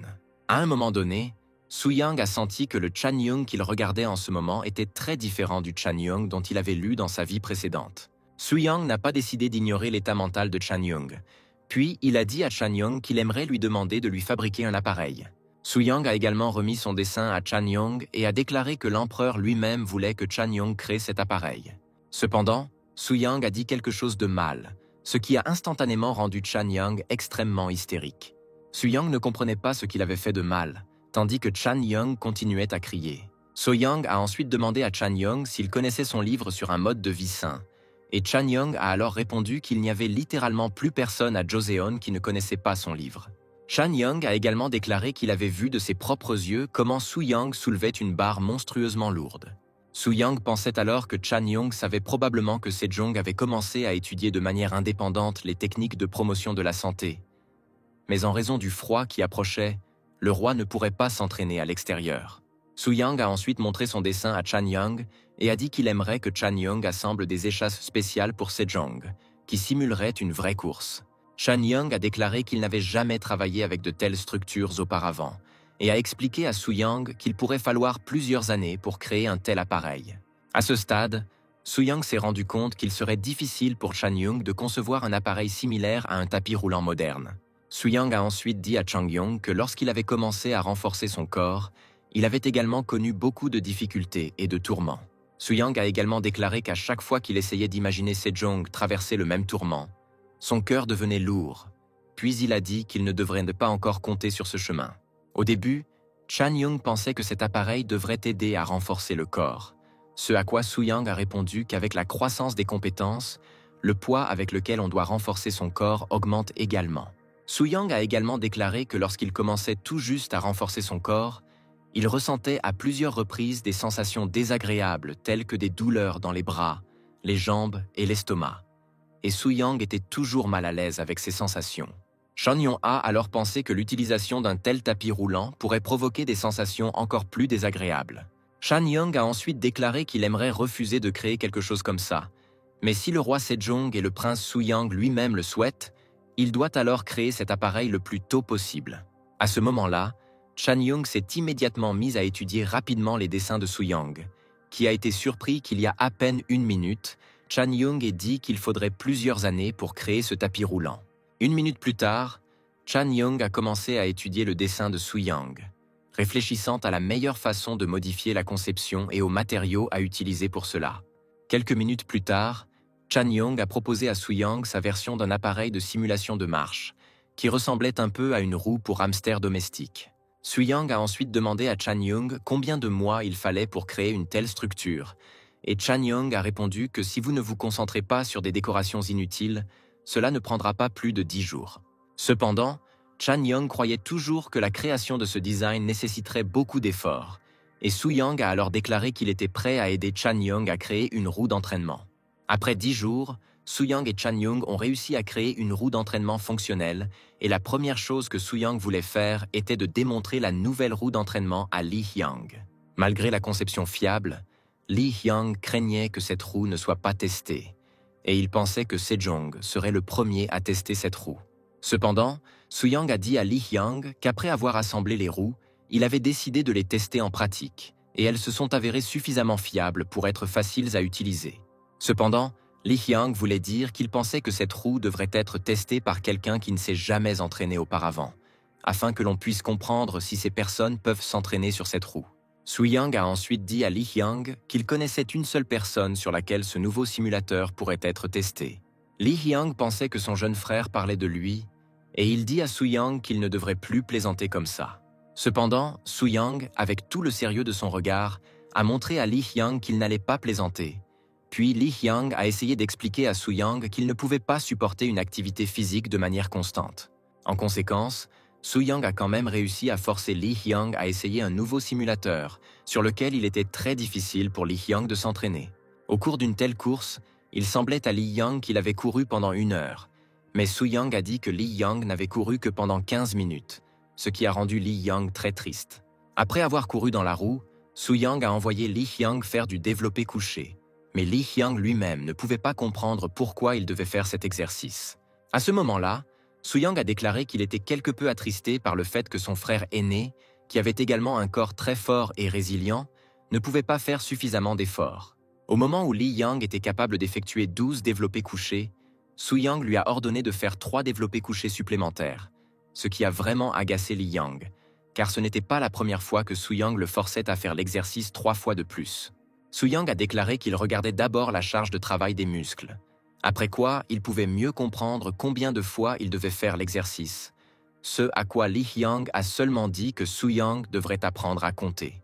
Après le développé couché, Su Yang a dit à Lee Hyang de s'accroupir avec la barre 8 fois, et Lee Hyang a demandé à Su Yang s'il pouvait également lui faire l'exercice quelques fois de plus. Su Yang a dit à Lee Hyang que sa méthode de calcul dépendait fortement des muscles de Lee Hyang et que s'il n'était pas ajusté correctement, il ne serait pas en mesure de renforcer son corps.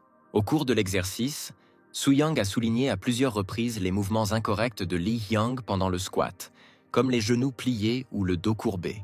À un moment donné, Lee Hyang n'a tout simplement pas pu le supporter et a pleuré, demandant à Su Yang de redevenir la même personne gentille qu'il était avant. Cependant, Su Yang a dit que pour le bien de la santé de son frère, il était prêt à devenir encore plus en colère. Puis Su Yang a dit à Lee Hyang qu'à partir de ce jour, il étudierait également ses méthodes pour améliorer sa santé. Le lendemain, Su Yang s'est entraîné avec Sejong, qui courait sur une roue. Su Yang a été surpris de constater que même si Sejong avait presque perdu son souffle au début de l'exercice, il avait continué à courir pendant plus de 15 minutes. Su Yang a également remarqué que Lee Hyang avait également de bons résultats à l'entraînement, et il pensait que les capacités physiques de la famille royale étaient tout simplement incroyables et que la contribution de Chan Young était tout simplement inestimable. À un moment donné, Chan Young a demandé à Su Yang de lui en dire un peu plus sur les méthodes de renforcement du corps afin qu'il puisse améliorer le simulateur de toutes les manières possibles. Bientôt, Su Yang a donné quelques informations à Chan Young, et au cours de la conversation, Su Yang s'est rendu compte que malgré le fait que Chan Young soit entré dans l'histoire comme un inventeur brillant, en réalité, il s'est avéré être un excentrique. Su Yang est alors arrivé à la conclusion qu'en fait Chan Young était un bourreau de travail ordinaire qui était très dévoué à son travail. Quelque temps après le début de l'entraînement de Sejong, certains ministres ont commencé à soupçonner que la maladie avait déjà gagné Sejong. De plus, certains ministres n'ont pas apprécié le fait que depuis que Sejong a commencé à s'entraîner avec Su Yang, il a consacré tout son temps à l'entraînement, oubliant complètement ses devoirs gouvernementaux. À ce moment-là, Lee Hyang fut approché par le médecin de Sejong, qui soupçonnait que le diabète du roi Sejong se développait rapidement et que le corps de Sejong avait été gravement émacié au cours des 3 derniers mois. Cependant, Lee Hyang a essayé de rassurer le médecin en lui disant que Sejong avait commencé à perdre du poids après l'entraînement de Su Yang, tout comme lui et Su Yang. Le médecin a ensuite rappelé à Lee Hyang que Su Yang lui-même avait dit qu'une perte de poids rapide indiquait un diabète progressif. Les ministres ont alors commencé à s'indigner des méthodes de Su Yang et ont estimé que ces méthodes n'étaient pas du tout efficaces et qu'il devait exhorter les gens à abandonner ces méthodes immédiatement. À ce moment-là, le roi Sejong se présenta devant les ministres, qui voulaient alors savoir de quoi ces gens se disputaient. Les ministres n'en croyaient pas leurs yeux. Le roi Sejong était parvenu à changer autant de choses pour le mieux. Les ministres ont alors dit à Sejong qu'il était temps pour eux de vaquer à leurs occupations, afin de ne pas entrer accidentellement en conflit avec Sejong. À ce moment-là, Lee Hyang s'est approché de Soo-young et lui a raconté comment les ministres avaient commencé à penser que la maladie de Sejong continuait à se développer en raison de sa formation. Cependant, Soo-young a dit à Lee Hyang qu'il n'avait rien à craindre et que les dossiers médicaux de Sejong montraient une transpiration excessive avec un apport hydrique minimal. Le médecin voulait dire à Soo-young que tous les signes avaient déjà commencé à apparaître, ce à quoi Soo-young a répondu que seulement 3 mois s'étaient écoulés et qu'il leur fallait encore 3 mois pour être enfin sûr de tout.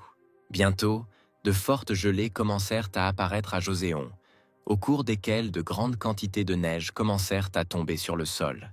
Soo-young regarda le ciel et pensa seulement qu'avec chaque jour qu'il vivait, sa vie passée lui semblait de plus en plus comme un rêve.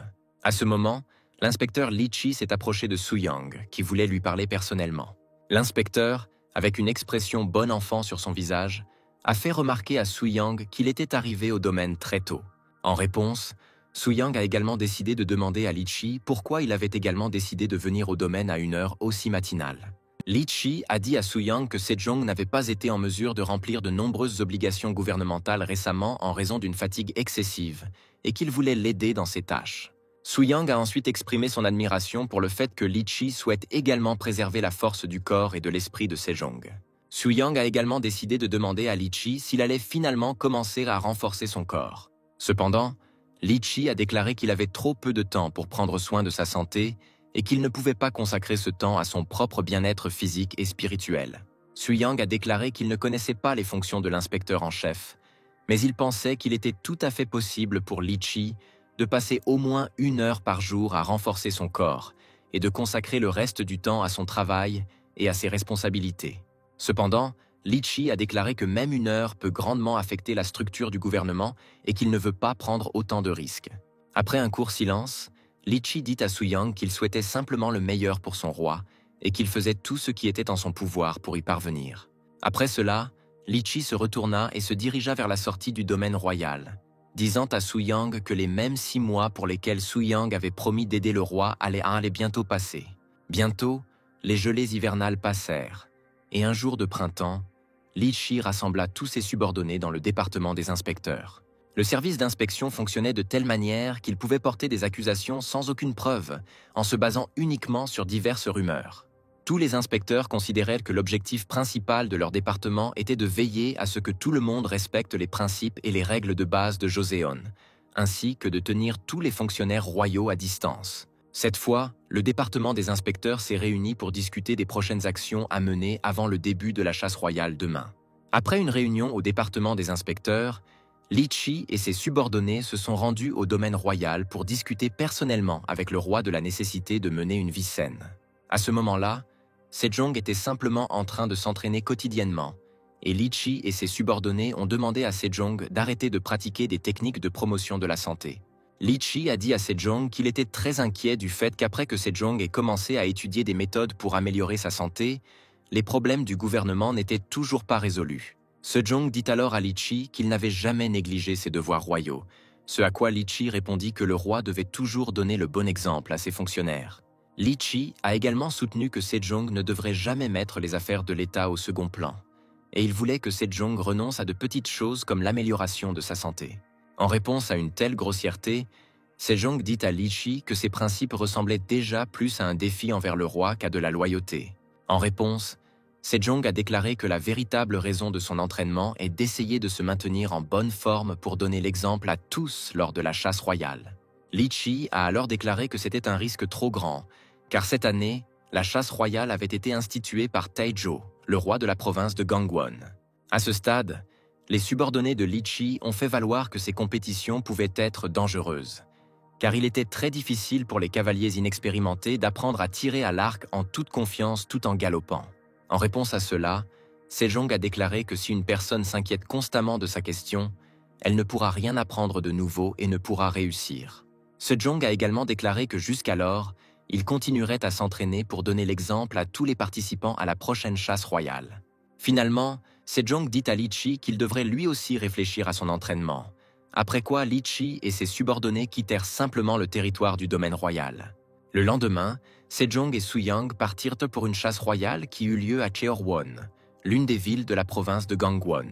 Avant le début de la chasse royale, Sejong informa ses chasseurs que cette année, il dirigerait lui-même la chasse. Sejong a également dit à ses chasseurs que pour gagner cette chasse royale, ils devaient tous rester unis et agir comme un seul homme. À ce moment-là, les inspecteurs royaux ne pouvaient pas croire que pour la première fois depuis de nombreuses années, le roi Sejong lui-même participait à une chasse royale. Lors de la dernière chasse royale, Sejong avait tellement de difficultés à se déplacer seul que ses sujets devaient utiliser une civière spéciale pour le roi. Après un certain temps, le début de la chasse royale fut annoncé et Sejong fut très heureux de monter à nouveau à cheval. En montant à cheval, Sejong a commencé à comprendre pourquoi le roi Taejo lui avait fortement recommandé de se mettre à l'équitation. À ce moment-là, Su-Yang regardait son père et n'imaginait pas qu'un jour il monterait à cheval avec lui. À un moment donné, Sejong tourna son attention vers le sanglier et il fut choqué de pouvoir désormais voir clairement au loin. Pendant ce temps, quelques inspecteurs royaux discutaient du fait que le roi avait décidé de ne pas chasser avec Li-Chi cette fois-ci, puisque Sejong voulait attraper sa proie lui-même cette fois-ci. À ce moment-là, Li-Chi observait Su-Yang et essayait de comprendre pourquoi et comment il cachait si subtilement ses véritables plans. Li-Chi a également pensé au fait que, par essence, la chasse royale est une sorte de préparation à une guerre dans laquelle presque tout peut arriver. À ce moment, Li-Chi sortit son arc pour se débarrasser rapidement de Su-Yang, alors qu'il n'y avait aucun témoin à proximité. Cependant, à ce moment-là, les chasseurs rapportèrent que Sejong avait réussi à attraper un sanglier, et Su-Yang se rendit immédiatement auprès de son père. Sejong, satisfait, regarda la carcasse du sanglier mort et ne pouvait pas croire qu'il était lui-même capable d'attraper sa proie. Sejong décide alors de descendre de son cheval pour mieux observer sa proie. À ce moment-là, Su-Yang est arrivé et a voulu s'assurer que son père allait bien. Cependant, en réponse aux questions de Su-Yang sur l'état du roi Sejong, Sejong ne resta silencieux qu'un instant, après quoi Sejong se mit immédiatement à rire bruyamment. Par la suite, Sejong a dit à Su-Yang qu'il avait finalement pu réaliser la beauté de l'équitation et du tir à l'arc après avoir pu toucher une cible avec un arc pour la première fois de sa vie. À ce moment, Li-Chi se tenait toujours sur la falaise où Su-Yang se tenait quelques minutes plus tôt, et il était en colère de ne pas avoir réussi à se débarrasser de Su-Yang une fois pour toutes. Li-Chi a alors dû ranger sa flèche, car il avait compris qu'il ne serait certainement pas en mesure de mettre en œuvre son plan pour se débarrasser de Su-Yang. À ce moment-là, Sejong a remercié Su-Yang d'avoir écrit un livre aussi remarquable sur le renforcement du corps. Après cela, Sejong a regardé les subordonnés de Li-Chi et leur a dit que c'était maintenant leur tour de commencer l'entraînement. Et tous les subordonnés ont dit qu'ils travailleraient certainement sur eux-mêmes. Le lendemain de la chasse royale, Chan Yung a présenté à Su-Yang la machine à tirage latéral que Su-Yang lui avait demandé de fabriquer. Su-Yang était très heureux de l'apparition de la nouvelle machine d'exercice, et il s'est immédiatement préparé à effectuer de nouveaux exercices. Après cela, Su-Yang s'est assis devant le simulateur et a commencé à tirer la barre transversale du simulateur vers le bas pour vérifier la fiabilité de la structure. Après quelques répétitions, Chan Yung a demandé à Su-Yang s'il était satisfait du nouvel appareil d'exercice. Su-Yang s'est ensuite excusé auprès de Chan Yung pour avoir été distrait de la conversation, et il a dit à Chan Yung que cette machine était tout simplement parfaite pour gonfler les muscles de son dos. Chang Yung a ensuite dit à Su-Yang qu'il avait appris beaucoup d'informations lors de la création et qu'il était capable de comprendre la méthode d'utilisation de la poulie mobile, la roue qui donne le mouvement à la courroie de transmission. À ce moment-là, Su-Yang fut quelque peu surpris que Chang Yung apprenne la technologie de la poulie pour la première fois, car il pensait que cette technologie était très courante à cette époque. Chan Yung a également déclaré qu'il avait également essayé d'utiliser la nouvelle machine d'exercice, mais qu'il s'était gravement blessé au bras et qu'il s'inquiétait du genre de tourment que Sejong devrait endurer. Après cela, Su-Yang a demandé à Chan Yung de construire également une machine de flexion et d'extension des jambes. Chan Yung a calmement dit à Su-Yang qu'il ne lui serait pas difficile de créer un tel simulateur, et il a promis de créer ce simulateur dans 1 mois. Su-Yang regarda le nouveau simulateur et pensa que Chan Yung travaillait très dur pour le roi, et il lui dit que lorsqu'il créerait le nouveau simulateur, il demanderait à Sejong de donner des vacances à Chan Yung. Cependant, Shan Young était catégoriquement contre les vacances, et il a déclaré qu'il avait pu atteindre de grands sommets grâce au roi, et qu'il ne pouvait pas simplement se détendre et profiter de la vie. Shan Young a déclaré qu'il était heureux de voir des gens comme le roi faire de l'exercice et devenir en bonne santé et heureux. Shan Young pensait également qu'avec le nouveau simulateur, le roi ressentirait encore plus de douleur, ce qui lui permettrait de développer et de renforcer son corps encore plus efficacement. Su Yang pensait que quelque chose n'allait vraiment pas avec Shan Young, et il pensait qu'il avait définitivement besoin de vacances. Après un certain temps, les sujets de Li-Chi, formés par Suya et Sejong, arrivèrent au domaine royal. Les inspecteurs ont fait de leur mieux pour faire tous les exercices que Su Yang et Sejong leur ont dit de faire. Cependant, à cause de ces exercices, ils ont commencé à se fatiguer très vite. Sejong s'est également entraîné avec les inspecteurs, et il a senti qu'ils ne faisaient aucun effort, ce qui lui a fait penser qu'ils voulaient rompre leur promesse, mais les inspecteurs ont dit qu'ils tiendraient leur promesse. Au même moment, les inspecteurs regardèrent Su Yang et lui demandèrent de persuader le roi de s'arrêter un instant. Cependant, Su Yang regarda simplement les inspecteurs épuisés avec un large sourire sur son visage et leur dit qu'il n'oserait jamais empêcher le roi de faire quoi que ce soit. Les inspecteurs ont alors cru que ces exercices étaient la vengeance de Su Yang pour l'incident lorsqu'ils ont soudainement fait irruption dans le domaine. Lors d'un échauffement, l'un des inspecteurs a accidentellement trébuché sur l'un des haltères, ce qui l'a fait tomber au sol, et ses camarades ont voulu savoir s'il allait bien. L'inspecteur tombé au combat a alors dit à ses camarades qu'il devait de toute urgence continuer à courir après Sejong. À ce moment-là, Su Yang n'a pris aucune mesure pour aider les inspecteurs de quelque manière que ce soit, et il a simplement continué à regarder les inspecteurs souffrir. Su Yang appréciait également le son des inspecteurs respirant à peine, et il croyait que ce son particulier était un signe que très bientôt Joseon deviendrait encore meilleur.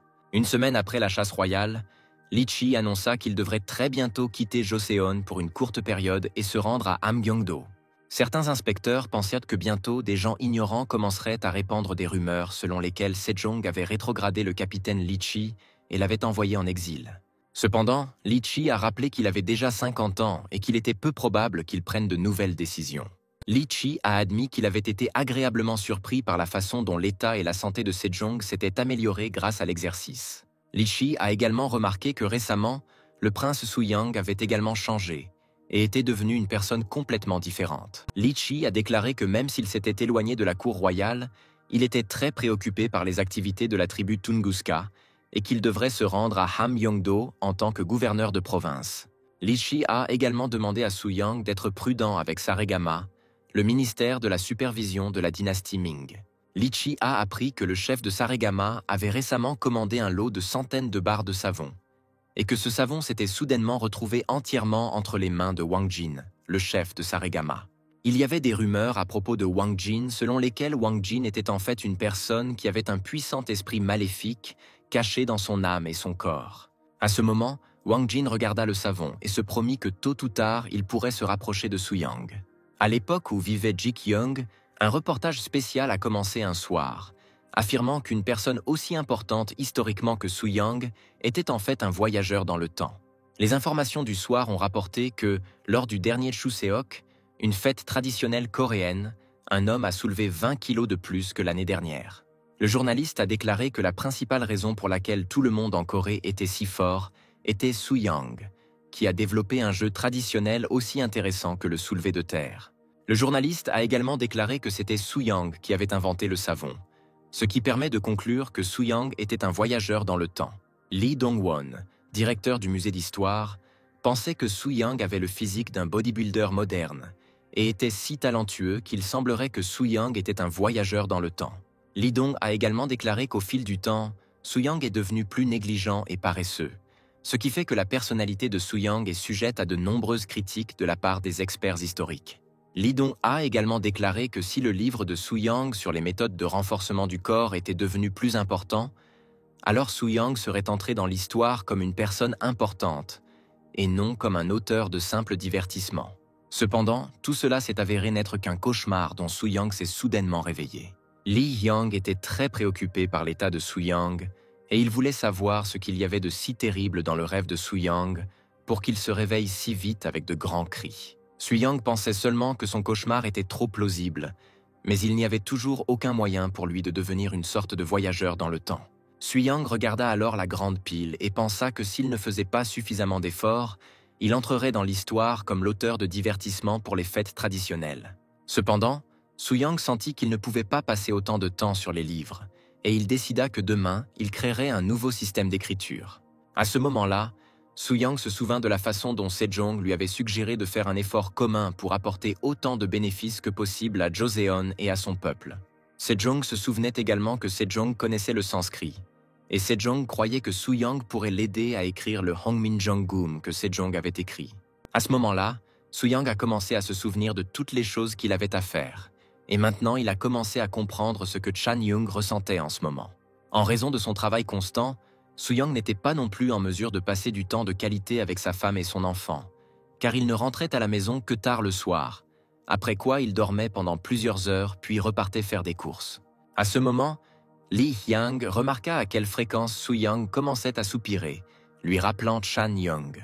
Lee Hyang a ensuite rappelé à Suyang qu'il souhaitait nommer quelqu'un comme entraîneur-chef, et il a suggéré à Suyang de prendre en charge son élève. Puis Suyang s'est immédiatement souvenu de Mai Leung, qui était un roturier qui n'avait pas pu atteindre le plus haut poste gouvernemental malgré ses capacités extraordinaires. Malgré un si bon candidat, Suyang souhaitait également nommer des personnes de plusieurs classes au poste d'entraîneur-chef. Auparavant, Lee Hyang pensait que dans un mode de vie sain, une personne devrait avoir le désir de respecter ses parents. Mais Suyang pensait également que des personnes de haut rang étaient également nécessaires ici. Suyang pensait que pour former les gens du domaine royal, le poste d'entraîneur principal devait être occupé par l'un des proches de Sejong. Suyang pensait que son cousin Seo Sang-gun pourrait être choisi pour ce rôle, mais il devait également trouver un moyen de le séduire. Sang-gong était le fils de l'ancien roi Yangnang, qui fut renversé pour adultère en secret par la famille royale et pour corruption, après quoi Sejong devint roi. Il y a aussi des rumeurs à Joseon selon lesquelles Sang-gun n'était pas très différent de son père, et Suyang pensait que Sang-gun pourrait très bien devenir une mauvaise personne comme son père. Le lendemain, Suyang a encore pu rencontrer personnellement Sang-gong, qui ne s'est distingué d'aucune façon. Suyang pensait que son cousin était devenu fou après que son père ait soumis sa concubine à des épreuves cruelles.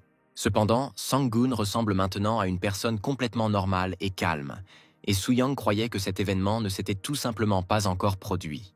Suyang a demandé à Sang-gong s'il connaissait son livre sur la vie saine, et Sang-gong a répondu qu'il savait que Suyang était capable d'ouvrir un nouveau domaine scientifique. Suyang a alors invité Sang-gun à devenir son élève pour apprendre tous les secrets d'un mode de vie sain, et Sang-gun a immédiatement accepté cette proposition. Suyang était alors heureux que Sang-gong ait accepté de s'entraîner avec lui, et il a dit à Ma-il qu'il le formerait. Ma-il s'est approché de Sang-gun et lui a dit qu'il devait d'abord s'échauffer sur un bloc de bois, après quoi il pourrait commencer les exercices principaux. Cependant, à ce moment-là, Sang-gun a immédiatement commencé à insulter Ma-il, lui disant qu'il puait beaucoup après. Suyang et Ma-il furent étonnés d'un changement aussi soudain dans le comportement de Sang-gong, et Sang-gong demanda à Suyang comment il pouvait avoir un roturier aussi illégitime et de basse naissance comme Ma-il dans son entourage. Ma-il était un peu confus quant à la raison pour laquelle Sang-gong est soudainement devenu impoli. Puis Ma-il n'a pas prêté attention aux paroles de Sang-gong, et il lui a simplement dit d'aller s'entraîner. Après quelques minutes, Sang-gun a commencé à essayer de s'accroupir avec une barre. Mais après quelques minutes, il a commencé à être très fatigué. Puis Suyang a attiré l'attention de Sang-gong sur Ma-il, qui pouvait facilement supporter beaucoup de poids, tandis que Sang-gong ne pouvait même pas supporter 60 livres. À ce moment-là, Sang-gong a commencé à supplier Suyang de faire les exercices avec des poids plus légers. Après quelques secondes, Sang-gong, épuisé, tomba simplement à genoux devant Suyang et Ma-il. À ce moment-là, Suyang a demandé à Sang-gong pourquoi il traitait Ma-il comme ça si les gens l'avaient traité si grossièrement auparavant. Suyang a également déclaré que tout le monde traitait Ma-il de la même manière parce qu'il était un fils illégitime, et Suyang ne comprenait pas pourquoi Sang-gong agissait de la même manière dont les gens le traitaient auparavant. Sang-gun a déclaré que s'il n'avait pas fait cela, il aurait commencé à se sentir tellement humilié qu'il n'aurait tout simplement plus voulu vivre. Sang-gun a déclaré que son frère aîné et son frère cadet étaient meilleurs que lui en tout, et qu'à cause de cela, Sang-gun n'avait aucune chance de diriger les affaires du gouvernement. Sang-gun était également constamment entouré de personnes qui craignaient qu'il puisse représenter une menace pour le trône royal.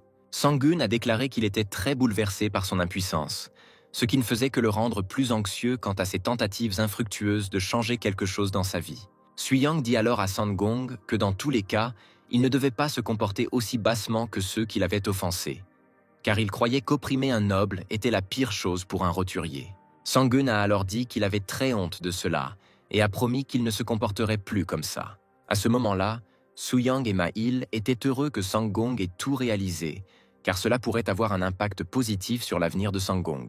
Suyang dit alors à Sangong que Ma-il devrait lui enseigner les 3 exercices de base. Suyang a également dit à Sangong que s'il pouvait soulever 650 livres dans chacun des 3 exercices, il le rendrait alors responsable d'un mode de vie sain au palais royal. Sanggun ne pouvait pas croire que Suyang pouvait le mettre dans une telle position. Et Suyang rappela à Sanggun que Sejong avait personnellement vérifié l'efficacité de son entraînement. Suyang a déclaré que désormais, quiconque souhaite faire partie du palais royal doit absolument tout savoir sur un mode de vie sain, et l'entraîneur devra le contrôler. Suyang a également déclaré que si Sangong devenait l'entraîneur-chef du palais royal, il entraînerait alors le prince Li Yang, c'est-à-dire que Sangong deviendrait également l'entraîneur personnel du futur roi. Suyang pensait également que si Sangong atteignait une position aussi importante dans le palais royal, alors personne ne se moquerait ni ne l'humilierait plus. Sangong ne pouvait pas croire qu'il deviendrait un jour membre de la cour royale, et il avait quelque peu honte de ne même pas pouvoir maîtriser les 30 livres. Puis Suyang et Ma-il ont dit à Sangong qu'il n'avait pas à s'en inquiéter, car il lui avait promis qu'il l'aiderait certainement, puisque Suyang allait créer son propre système de lettres. Bientôt, un nouveau système de lettres, Hongminjomeun, est apparu parce que le langage coréen était très différent du langage chinois et les habitants de Joseon ne pouvaient pas utiliser l'écriture chinoise. Auparavant, les analphabètes ne pouvaient pas mettre leurs pensées et leurs problèmes sur papier par écrit, mais avec l'avènement du nouveau système de lettres, n'importe qui pouvait maîtriser l'écriture. Les années ont passé et au fil du temps, le petit-fils de Suyang, Hyundon, a grandi. Un jour, le petit Hyundon est venu voir son père pour lui montrer avec quelle facilité et habileté il pouvait soulever un chat pour montrer à Suyang sa force. Après cela, Suyang a récupéré Hyundon et le petit garçon a demandé à Suyang pourquoi l'oncle Jung-ho tombe par terre après chaque entraînement. Suyang a dit à son fils que pour devenir plus fort, oncle Jung-ho et Sanggun s'entraînent tous les jours. Et si leurs muscles commencent à leur faire mal, alors, avec le temps, ils deviennent plus gros et plus forts. Après cela, Suyang et son fils se sont approchés de Sanggun, et Hyungdon a remarqué que Sanggun s'asseyait ou s'allongeait toujours après l'entraînement. Cependant, Sanggun a dit qu'il était difficile pour lui de s'entraîner parce que tout le monde autour de lui s'entraînait plus longtemps que lui, et il a dit à Hyungdong de commencer à apprendre de nouvelles sciences le plus tôt possible.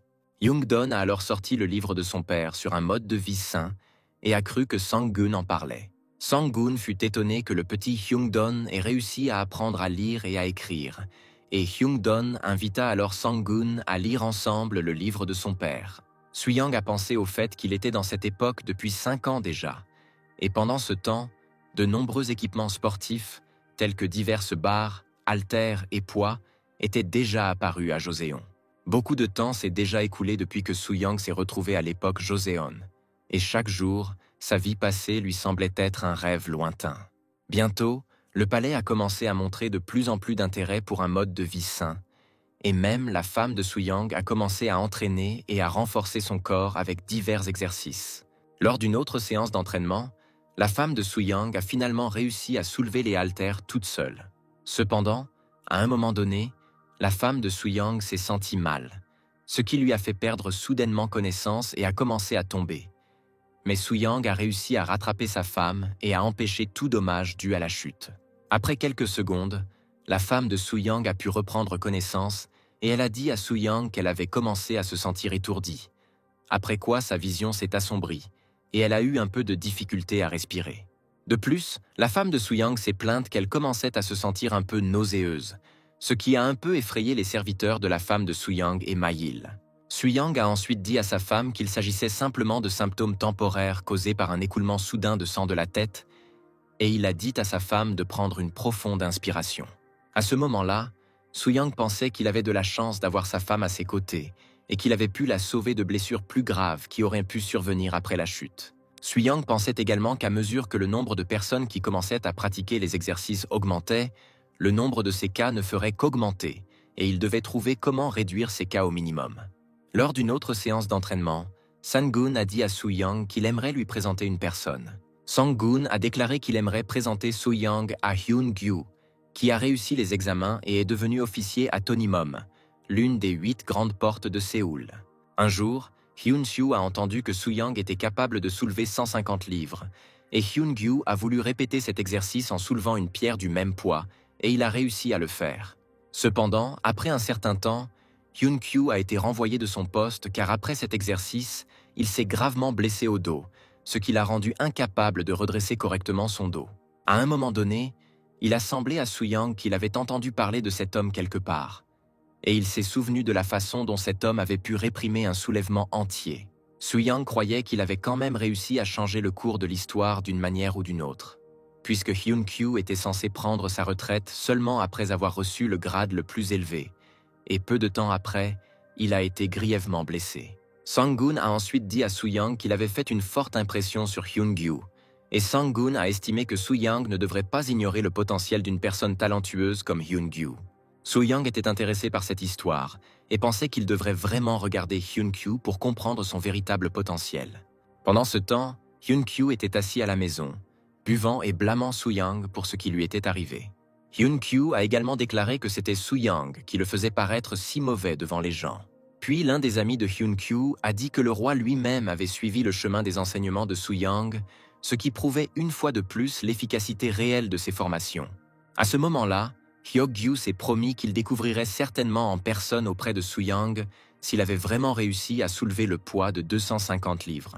À ce moment-là, Soo-young se tenait déjà derrière Hyun-gyu, qui continuait à profaner Soo-young et sa méthode de renforcement du corps et de maintien d'un mode de vie sain. À un moment donné, Soo-young a finalement décidé d'interrompre Hyun-gyu et de lui dire qu'en fait, il ne pouvait soulever que 150 livres cette fois-là. Hyun-gyu a été très effrayé par l'apparition soudaine de Soo-young, qui a eu une petite conversation avec Hyun-gyu. À ce stade, Soo-young a pu mieux observer Hyun-gyu, et il a cru qu'après la blessure, Hyun-gyu avait commencé à négliger ses repas, ce qui lui avait fait prendre du poids. Malgré le fait que Hyun-gyu ait pris du poids, il y avait une rumeur selon laquelle Hyun-gyu, même après sa blessure au dos, continuait à apprécier l'équitation. Après cela, Soo-young a dit à Hyun-gyu que parce qu'il continuait à s'entraîner, son état s'était quelque peu aggravé et Hyun-gyu pensait qu'il ne pourrait pas récupérer. Soo-young a dit qu'il y avait une méthode qui pouvait guérir Hyun-gyu, mais il n'y avait aucune garantie que cette méthode puisse guérir complètement Hyun-gyu, et il n'avait qu'à faire confiance à Soo-young et l'écouter. Tout d'abord, Soo-young a montré à Hyun-gyu comment faire des fentes qui étirent les muscles moteurs et les articulations. Soo-young a également montré à Hyun-gyu comment faire l'exercice Mackenzie, qui renforce et réchauffe également la plupart des muscles. Au début, Hyun-gyu ne comprenait pas comment ces exercices de mouvement pouvaient l'aider avec sa maladie, et Soo-young a décidé de parler immédiatement à Hyun-gyu de sa méthode de traitement. Soo-young a dit à Hyun-gyu qu'il ne pourrait pas soulever de poids lourds, et même s'il se sentirait mieux après ces exercices, ses douleurs au dos ont commencé il y a 1 an et ne seront pas complètement guéries. Hyun-gyu ne pouvait pas croire qu'il ne serait pas capable de guérir complètement son dos, et il croyait que désormais il ne serait pas capable de remplir son devoir d'homme, ce qui le rendrait incapable de regarder sa femme dans les yeux. Après que Hyun-gyu ait mentionné sa femme, Soo-young s'est souvenu d'un incident récent où sa femme s'est évanouie alors qu'elle faisait de l'exercice. Soo-young a ensuite dit à Hyun-gyu que dans de telles circonstances, Hyun-gyu pourrait chercher des moyens de traiter de telles maladies. Hyun-gyu croyait que Soo-young voulait qu'il devienne médecin, ce qui lui faisait très peur puisqu'il n'avait jamais lu aucun livre de médecine. Soo-young a expliqué à Hyun-gyu que même les médecins ne peuvent pas connaître toutes les subtilités de la structure des muscles et des os humains, et qu'il faut donc un médecin capable de s'occuper de la thérapie de rééducation et connaissant le lien entre les muscles et le squelette. Hyun-gyu dit alors à Soo-young qu'il était un penseur très profond, et il dit à Soo-young que désormais, si quelqu'un parle mal de Soo-young, il punira personnellement ces personnes. Bientôt, Hyun-gyu a commencé à s'entraîner avec Soo-young, et avec chaque jour qui passait, le nombre de personnes qui voulaient commencer à s'entraîner et à renforcer leur corps augmentait de plus en plus. Soo-young croyait qu'avec l'avènement du nouveau système linguistique, de plus en plus de gens pourraient apprendre à lire, ce qui rendait son livre très populaire, et à ce rythme, tout le monde s'exercerait dans la rue. À ce moment-là, Soo-young a commencé à penser qu'il devait concevoir des vêtements de sport pour que même les personnes pauvres puissent en se les permettre.